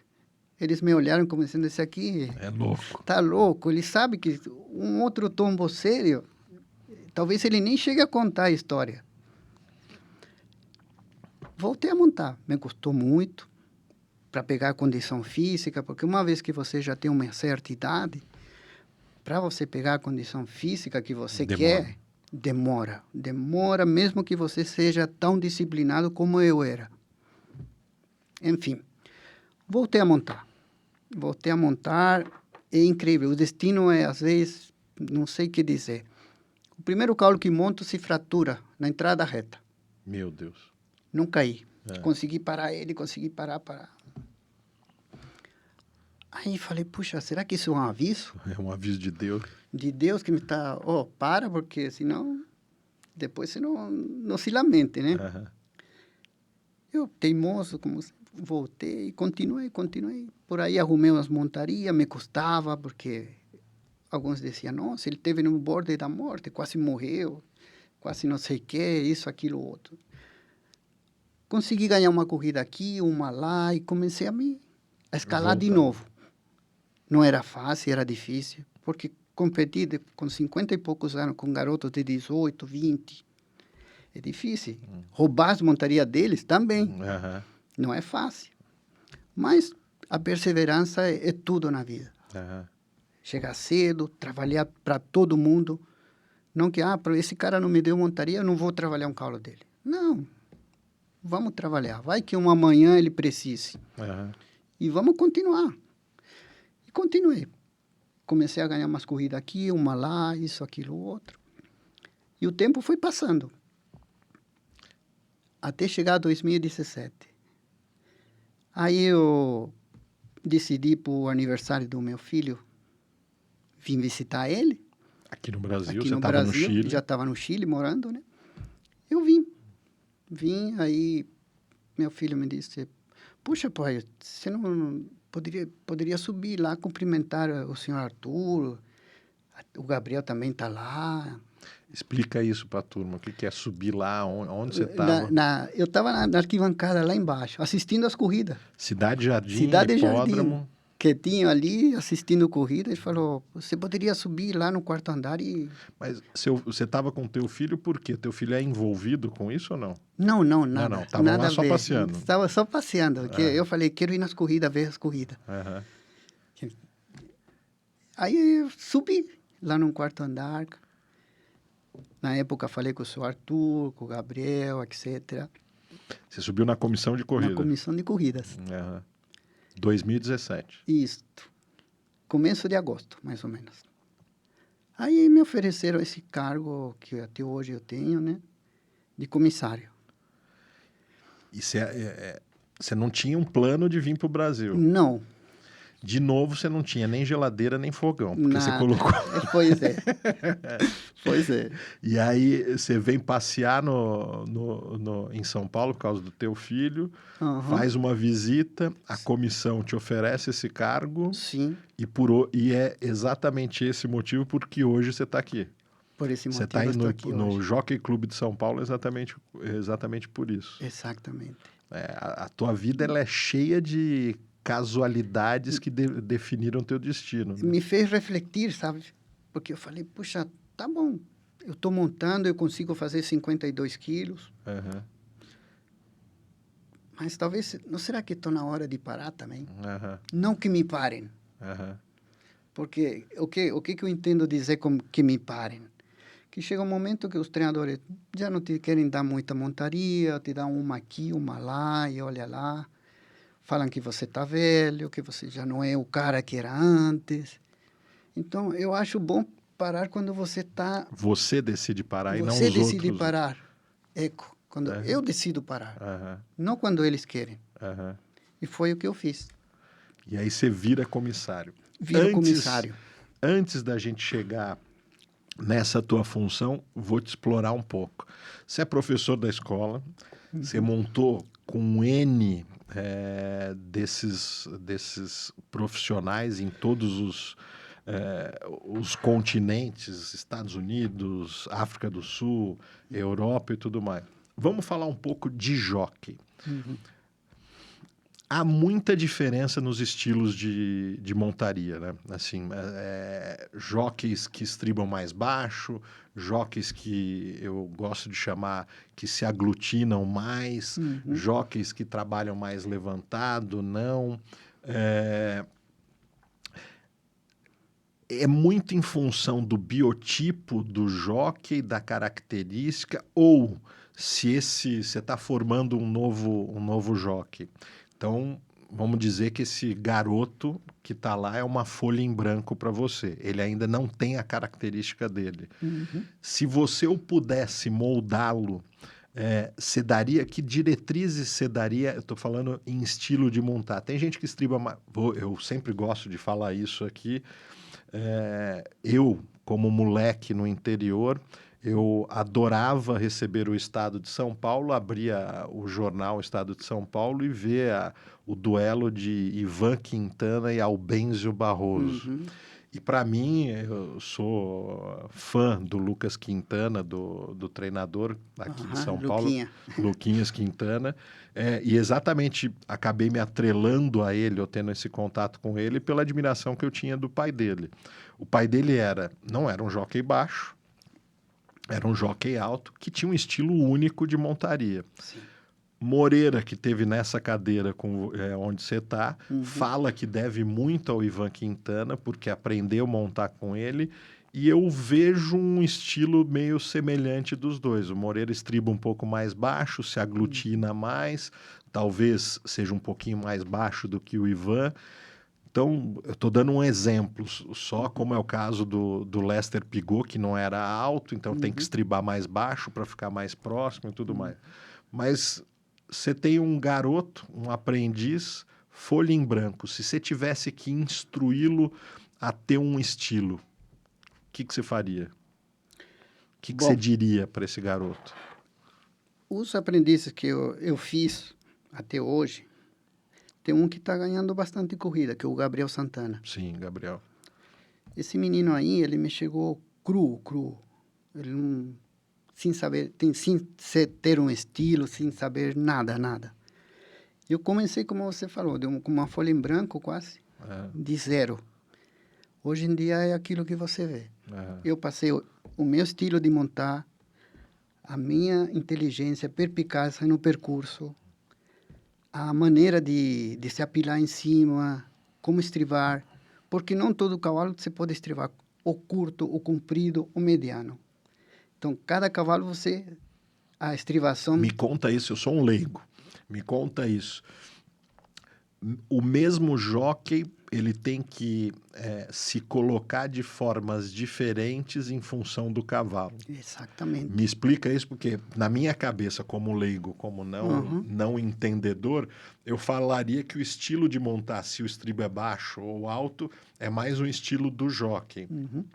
Você me diz que não, que isso é uma característica que o jockey tem que se adaptar em função do cavalo. Me explica o porquê. Porque tem cavalo gordo, tem cavalo mediano, tem cavalo magro. Então, você precisa... A estrivação regular tem que ser... em função da circunferência. Como seja o animal. Porque muitos jockeys querem estrivar curto. Principalmente quando a gente é muito jovem, eu falo por mim também, experiência própria, queria estrivar curto, um palmo de estafa, de estrivo. Como é que você vai estrivar assim, tão curto? Qualquer coisinha na corrida, você pode até cair. Você desequilibra a faixa. Então, a gente vai aprendendo com o passar do tempo.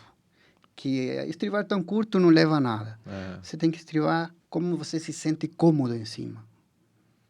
Bem aerodinâmico. Não parece... Porque tem jockey que quer estrivar curto, mas ele não tem perna, então ele não aguenta, ele começa a crescer no final. Ele começa a se esticar porque ele não consegue ficar Já recolhido. as pernas não aguentam mais e começa a crescer no final. Então ele fica como um paraquedas em vez de como aerodinâmico. Aham. Ele acaba virando um freio. Um freio para o cavalo. Em vez de aquele- ajudar, ele atrapalha. Aquele paraquedas que... Exatamente, que você puxa para ele... Exatamente. Então, em vez de você ajudar o animal, você vai atrapalhar. Então, o certo é você ter aquela estrivação que justa, na cerneira, se abaixar em cima corretamente, bater pouco. Jockey bom não precisa massacrar um cavalo. Aham. Basta dar poucas, Alertas. mas que o cavalo fique alerta. Não é uma punição que você está dando no animal. Você não está montando um animal para que eu vou te punir a reta inteira. Não é assim. Aham. São estímulos para ele poder... É só um alerta para ele. Opa, estou correndo. Como jockey, é muito importante, eu acredito, o diálogo com um treinador, porque às vezes você não conviveu com aquele animal. Certo. Então você não sabe as características dele. Vamos, sem citar nomes. Tem bons treinadores que te dão todo o feedback, tem alguns que não têm essa característica de saber passar, esse cavalo é mais isso, aquilo outro. Como que funcionava essa tua relação com a grande maioria dos treinadores? Bom, eu sempre tentei entender os treinadores. Aham.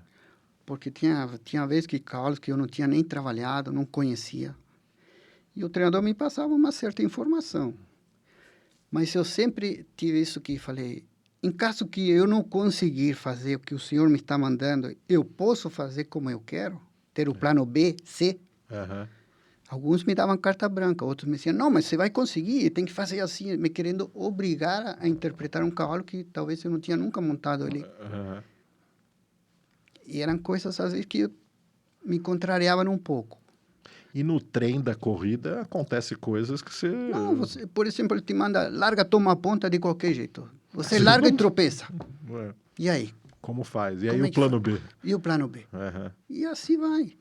Outra coisa, tem treinador que dá pleno voto de confiança no jockey. Diz assim, olha, você já tem não sei, um certo gabarito, um certo tempo montando, não preciso te falar. Olha, ele agrada ele correr no meio do pelotão, ter uma atropelada curta, aí você veja. Pronto. Você fica mais à vontade. Você não precisa ter tanta instrução na cabeça para querer montar um animal, seja na distância que for. Em cima do animal, é realmente muito diferente a índole de certos cavalos, de alguns ser mais voluntariosos, de outros não, e você ter que domar isso, ter que lidar com isso? Tem. Tem cavalos que saem em um páreo, por exemplo, de 1 milha, você quer correr tranquilo, mas ele sai se escabeceando, dando voadores, porque são cavalos que às vezes estão acostumados a correr diferentemente, e você tem que dosar ele para correr, tentar poupar ele. Essa briga, se você pega um cavalo que naquele dia está voluntarioso e quer ir para frente, como que você administra isso? Porque um leigo, de novo, não estou falando sem lugar de fala para isso, mas você ficar segurando, você não é meio que está correndo com o freio de mão puxado, não era melhor, já que você quer ir, vai um pouquinho, porque... O melhor das coisas é por isso que, como eu lhe falo, você larga, você vê que o cavalo sai voluntarioso demais, você tenta esconder ele. Para que ele não tenha... Claro, ele não veja a luz. Estando atrás do outro animal, Não tem como. ele vai tentar tranquilizar. Você sempre com as mãos baixas, nunca levante as mãos para cima. Levantou as mãos para cima, o bicho vai. Ele vai pensar que você vai fazer ele correr. Com as mãos baixas, na cerneira, sempre. Uma posição que o senhor Lester Pigo fazia sempre. Ele com as mãos, largava lá 2.400, 2.600, as mãos lá embaixo, quieto. Você não via esse homem com as mãos lá em cima. Lá quieto, ele já escondia o animal. Ele ficava atrás do outro, o bicho relaxava e já amansava. E assim você não gastava o cavalo no bridão, Que você briga com ele, quando você solta, não tem nada. Não tem mais energia. Acabou. Você mata o que falam, matar o cavalo na boca. Essa questão, né, de você colocar o teu cavalo atrás de outro, ele naturalmente ele é obrigado a relaxar, porque não tem espaço. Não Agora, tem espaço para ele se correr. você deixa... Se você mostra a claridade, como se pode dizer, aí ele vai. Ele vai brigar com você. É natural da índole de um cavalo que chama puro sangue inglês de corrida, de querer correr, né? Ele nasceu para isso. Né? Exatamente. O instinto dele é esse. Tem uma frase que eu já usei em vários podcasts aqui, tem um jockey, hoje eu não estou com ela em mãos, tem um famoso jockey americano, Chris Huntley, ele diz que os cavalos não sabem o prêmio em dinheiro, eles correm porque realmente gostam de correr. Você acredita nisso? Acredito. É impressionante essa raça, né? Eles correm porque gostam de correr. Eles não sabem quanto é o prêmio, se é $1 milhão ou é 100 ou 50. Há uma vontade de querer ir para frente, né? Exato. Voluntarioso na corrida.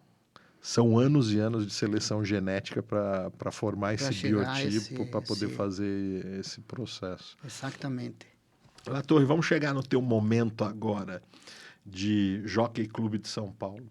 Você tem as funções de comissário, você tem as outras atividades, mas vamos falar especificamente da escolinha.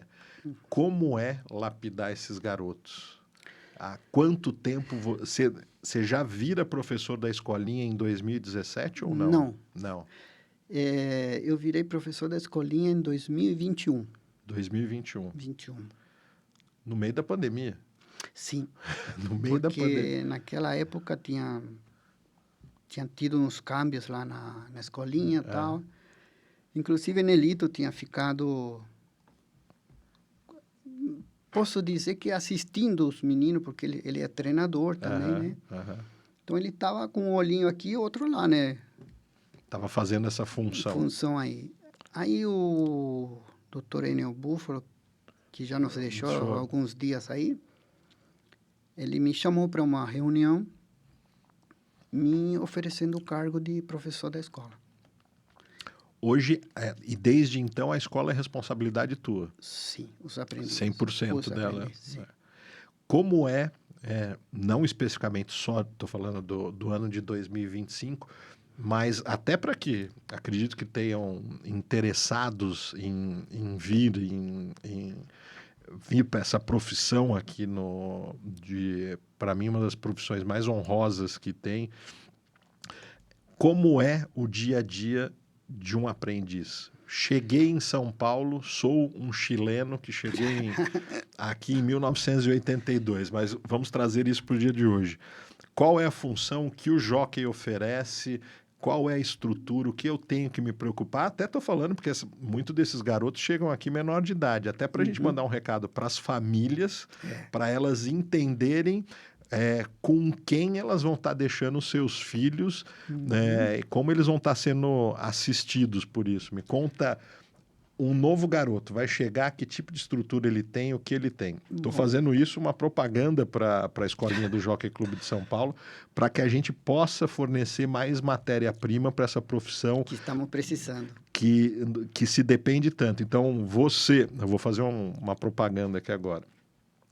Você, garoto, que está nas canchas retas do Brasil, Nordeste, Norte, Sul do país e tudo mais, nós temos uma estrutura formada no Jockey Clube de São Paulo para recebê-los, desde que seja do teu interesse, para poder ser estruturado na profissão, na arte de montar cavalos.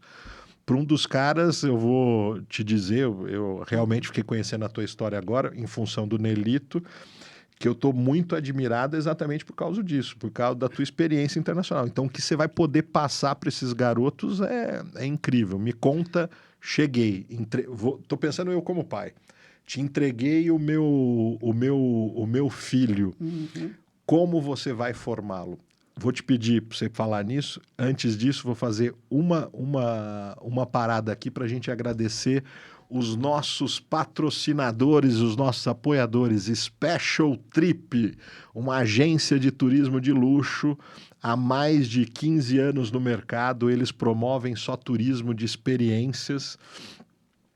São vários nichos que tem dentro da Special Trip. O nicho de wine and food, para você ir fazer viagens enogastronômicas no mundo, visitar vinícolas.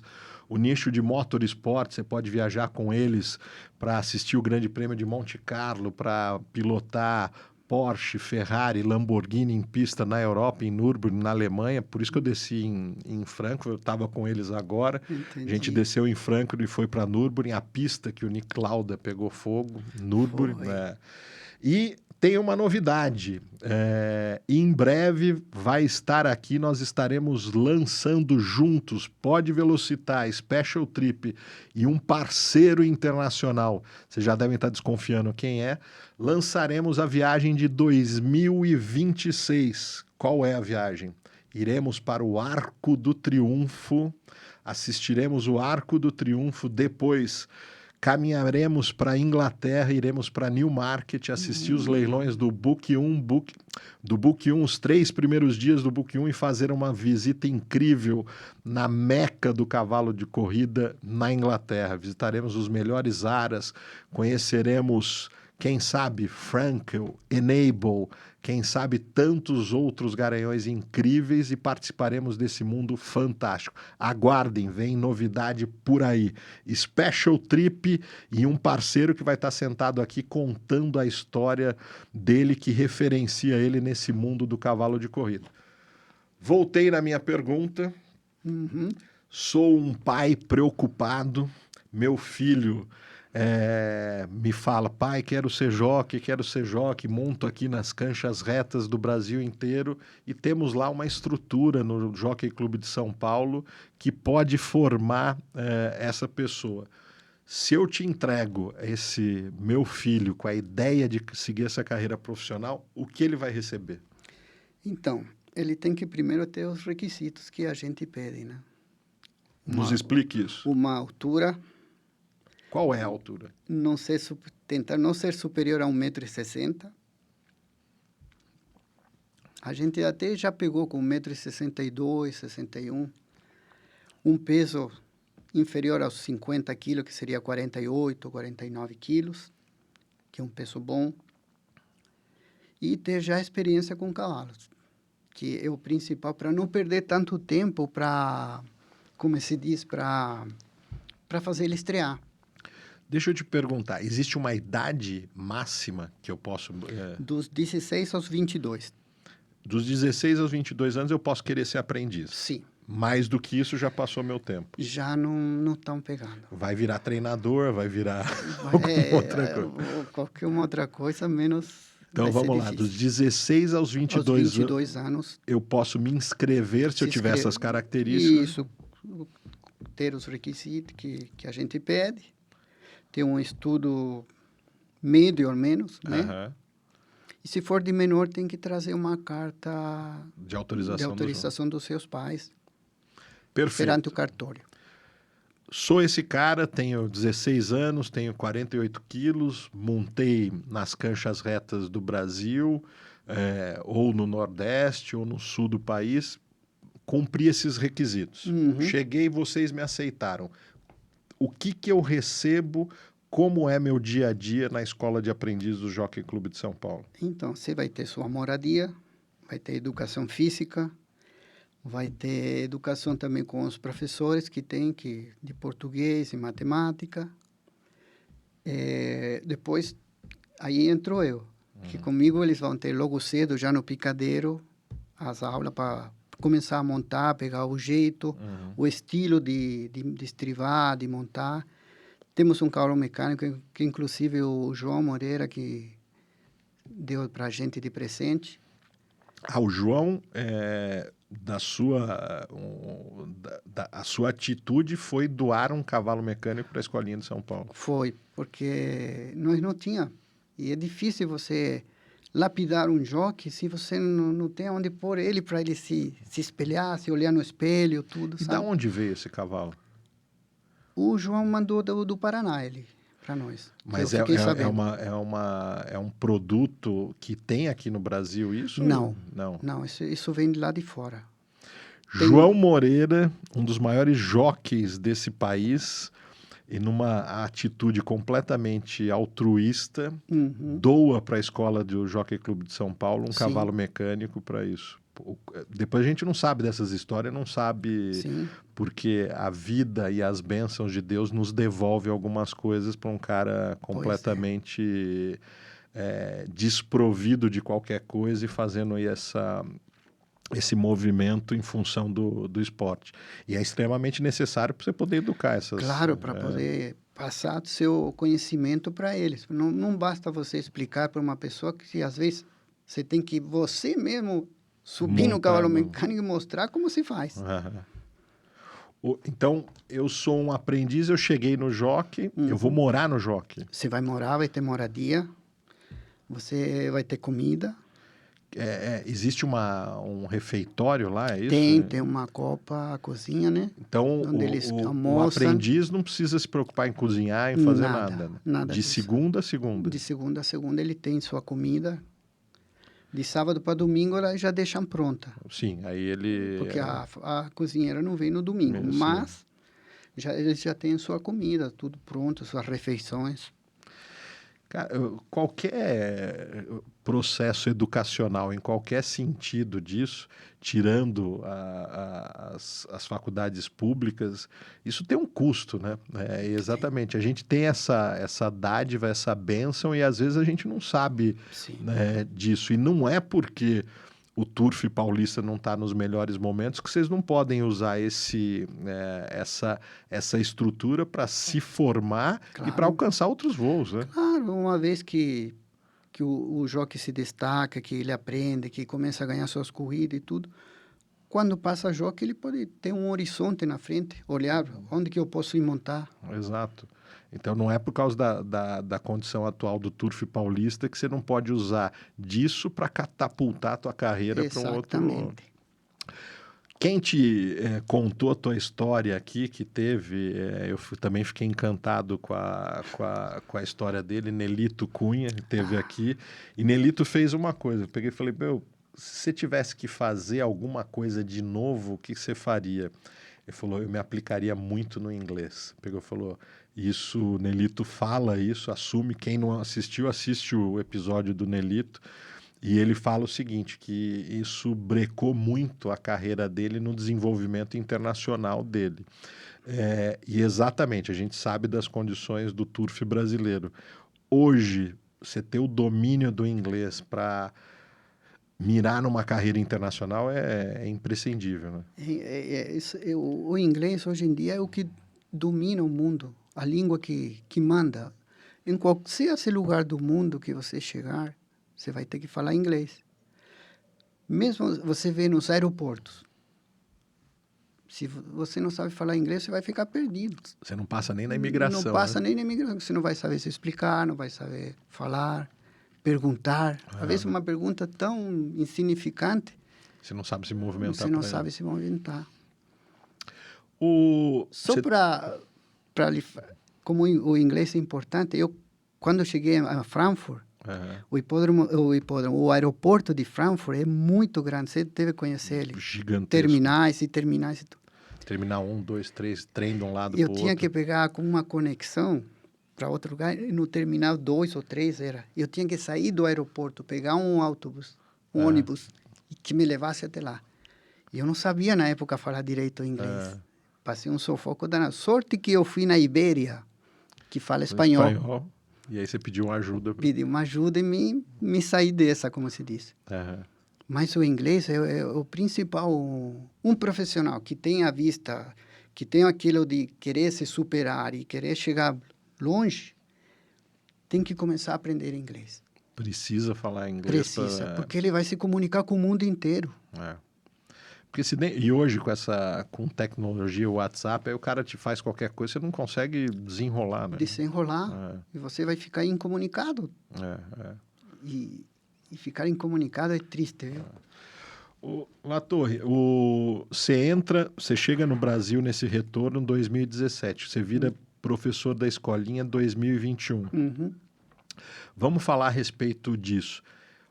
O que tem sido a Escolinha de 2021 para 2025? Há uma dificuldade, há uma diminuição dessa matéria-prima que você precisa? Ou você acha que isso é um efeito só do momento do Turf paulista ou não?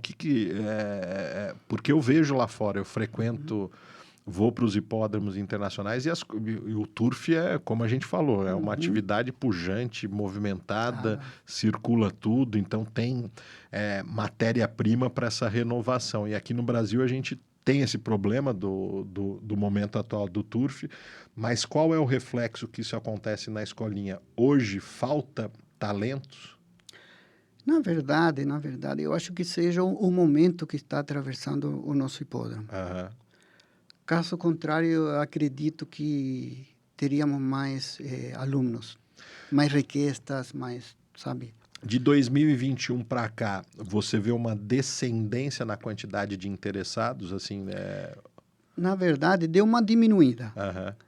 mas eu acredito que se o jockey voltar um pouquinho como era antes, tudo vai voltar naturalmente, tudo vai voltar ao normal. Há um intercâmbio de vocês como professor da Escolinha com o pessoal do Rio de Janeiro ou não?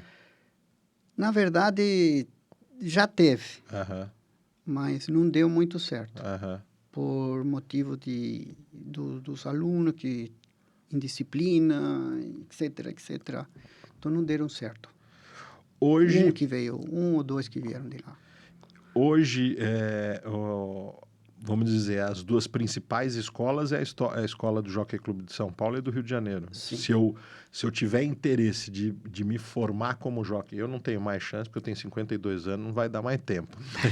nem estatura e muito menos peso, mas se eu for um garoto e tiver interesse, esses são os dois caminhos.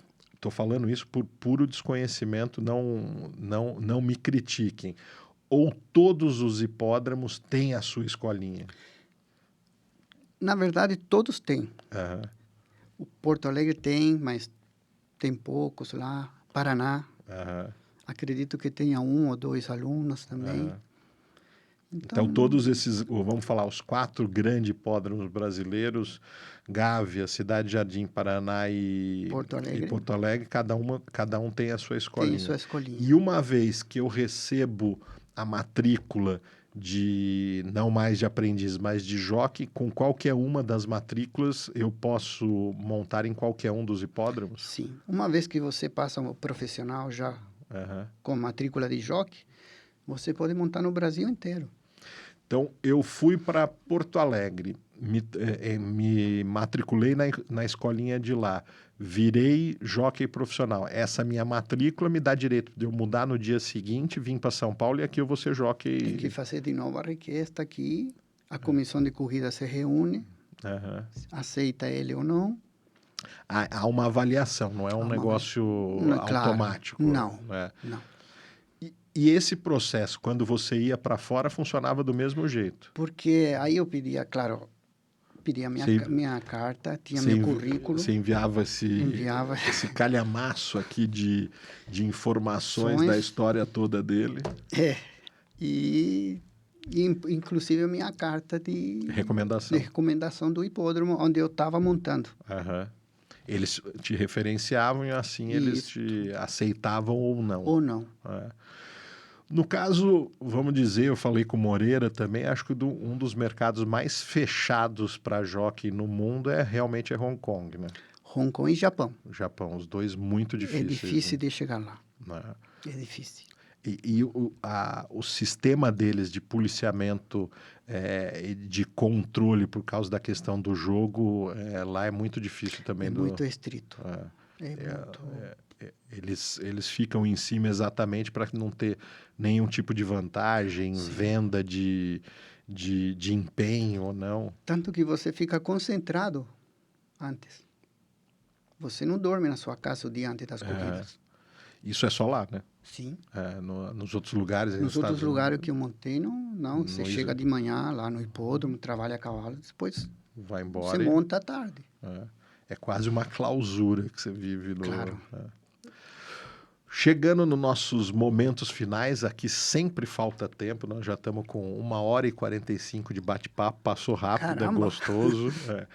Mas vou fazer algumas perguntas para você que eu faço para a grande maioria dos convidados. Uhum.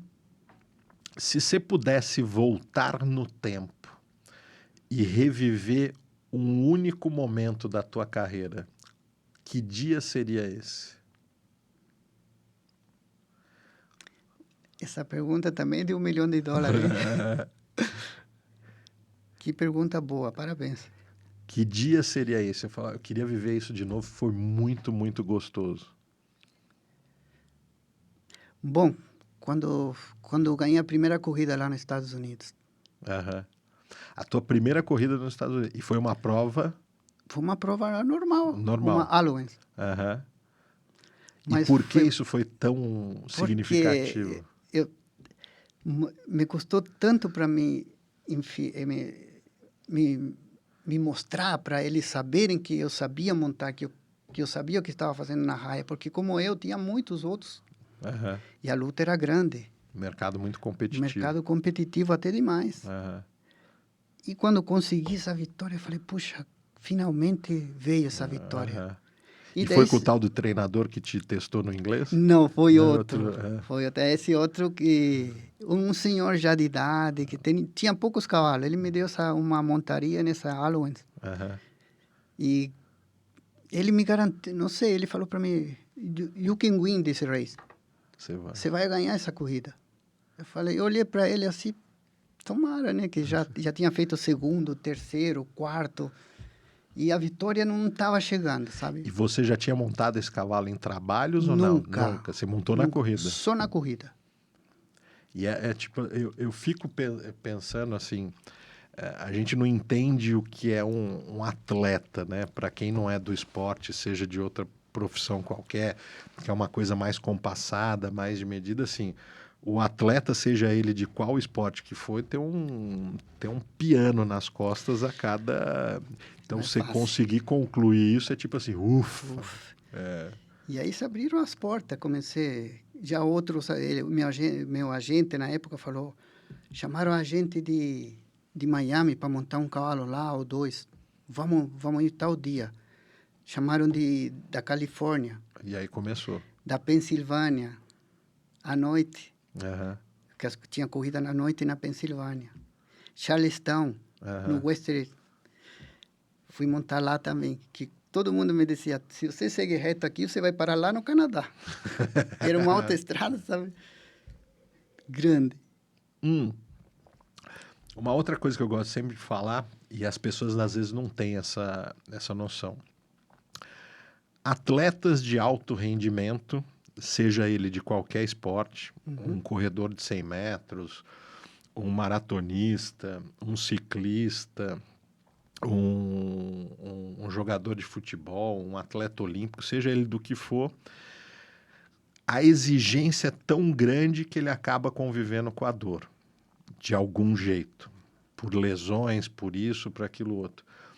Isso foi uma parte preocupante na tua carreira, a conviver com dor? Não posso dizer que não, porque foi. Quais eram as suas dores? Bom, eu fraturei a última, sabe o ossinho sacro?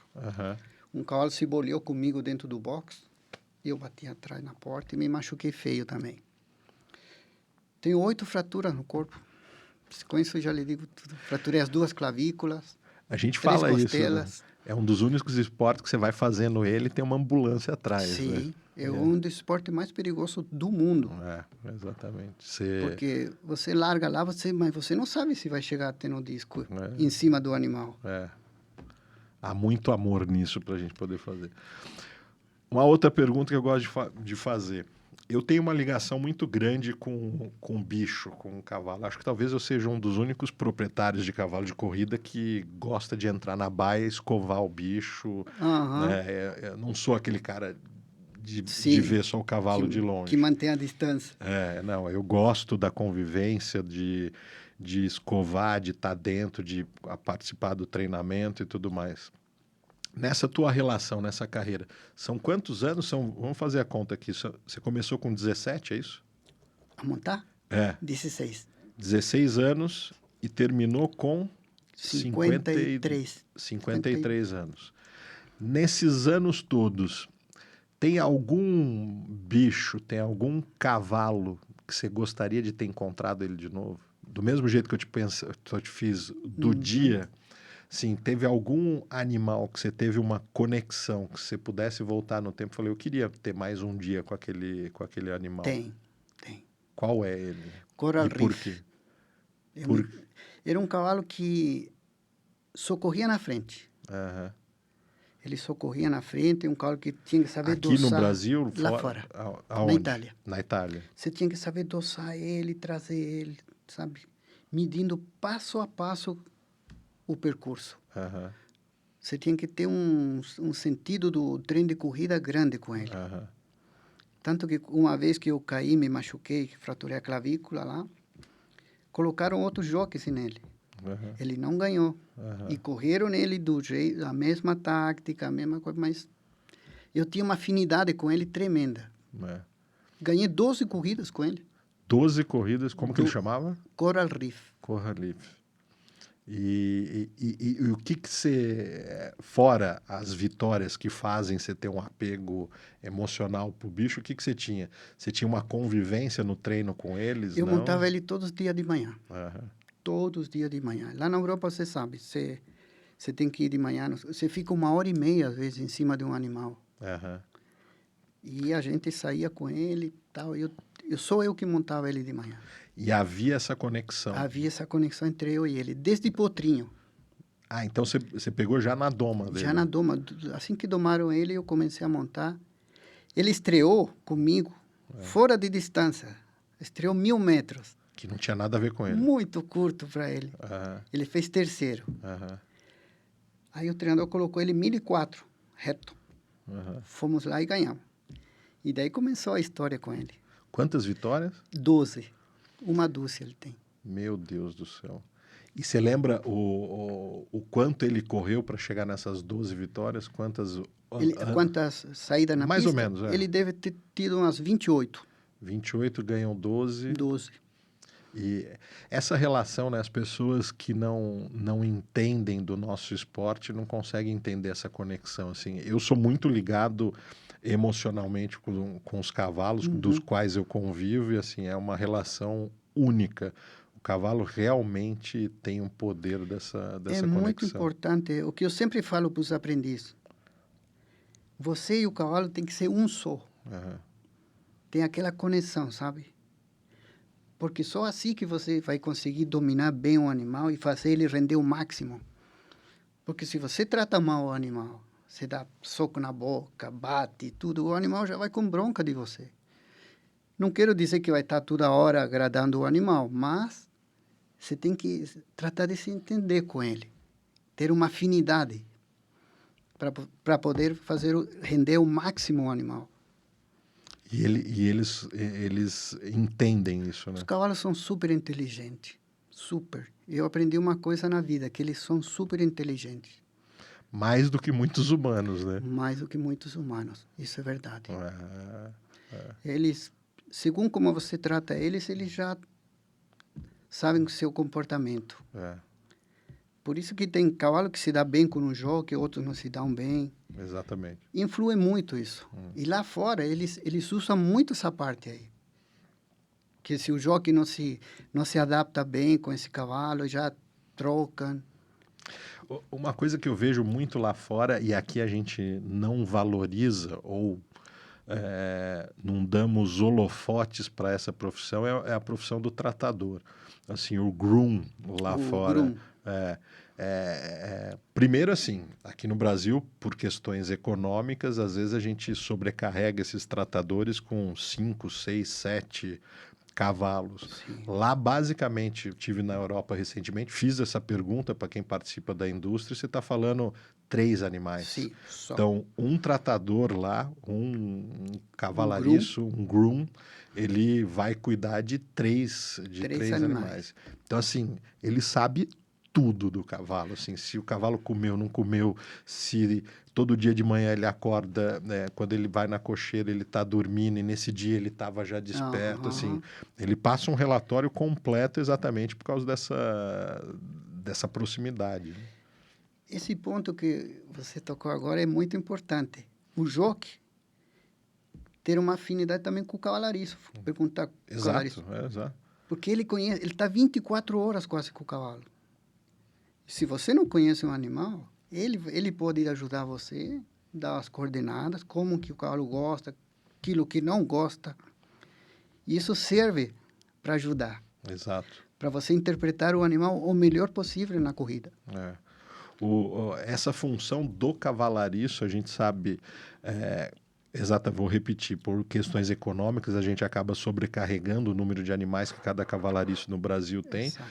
Mas lá, se a gente está falando 3 por cabeça, assim, ele sabe tudo do cavalo. Tudo. Não se preocupe que ele vai dar as coordenadas para você. Hoje ele está bem, não está?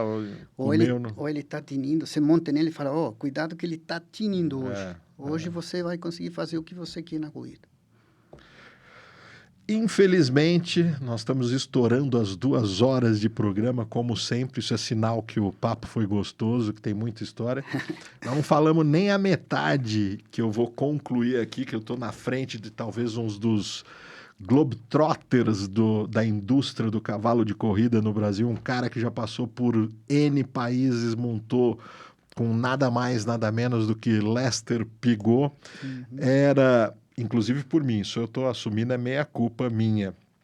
E do resto dessa indústria, principalmente do Jockey Clube de São Paulo. Uma das histórias mais desconhecidas e uma das histórias mais ricas dentro do hipódromo de Cidade Jardim. Marco Latorre. Eu vou te chamar do cara que nunca comprou nem geladeira nem fogão, porque se mudava com a facilidade que ninguém pode imaginar. Vou fazer um retrospecto de novo. Chile, Brasil, Austrália, Alemanha, Itália, Estados Unidos, França, Macau, África do Sul, Dubai. Faltou mais aqui? O que foi? Não, teve um aqui que você falou, Iugoslávia. Não, onde que foi? A França que você colocou. França, o cara que teve uma das carreiras mais incríveis e tem propriedade para falar. E você que nos assiste e está interessado em participar da Escola Preparatória de Jockeys de São Paulo, seja você um pai, seja você um familiar, ou seja você o próprio aprendiz, você vai cair na mão desse cara que tem uma das experiências mais incríveis e que vai poder te passar muito. Por favor, talentos dos rincões do país, venham para a Escola Preparatória do Jockey Clube de São Paulo. O turf, a manutenção desse esporte precisa de vocês. Só tenho te agradecer. A gente vai falar outras vezes, eu não tenho dúvidas, foi uma experiência incrível. Agradeço Nelito Cunha por ter me contado a tua história, por ter me falado um pouco de você, que a gente possa trazer isso à luz e essa experiência. Marcos, obrigado, tuas considerações finais, dá tchau para o nosso público e você volta daqui a pouco para contar mais história aqui. Muito obrigado, eu que agradeço a todo o público. Espero que nosso jockey se reerga de novo e que nós continuemos com o turf, que o turf e os cavalos é a coisa mais linda que o mundo tem. Obrigado mais uma vez. Muito obrigado. Valeu, obrigado. Até semana que vem a gente volta aqui com histórias boas do mundo do cavalo de corrida, tanto do quarto de milha quanto no puro sangue inglês. Semana que vem de volta aqui. Tchau.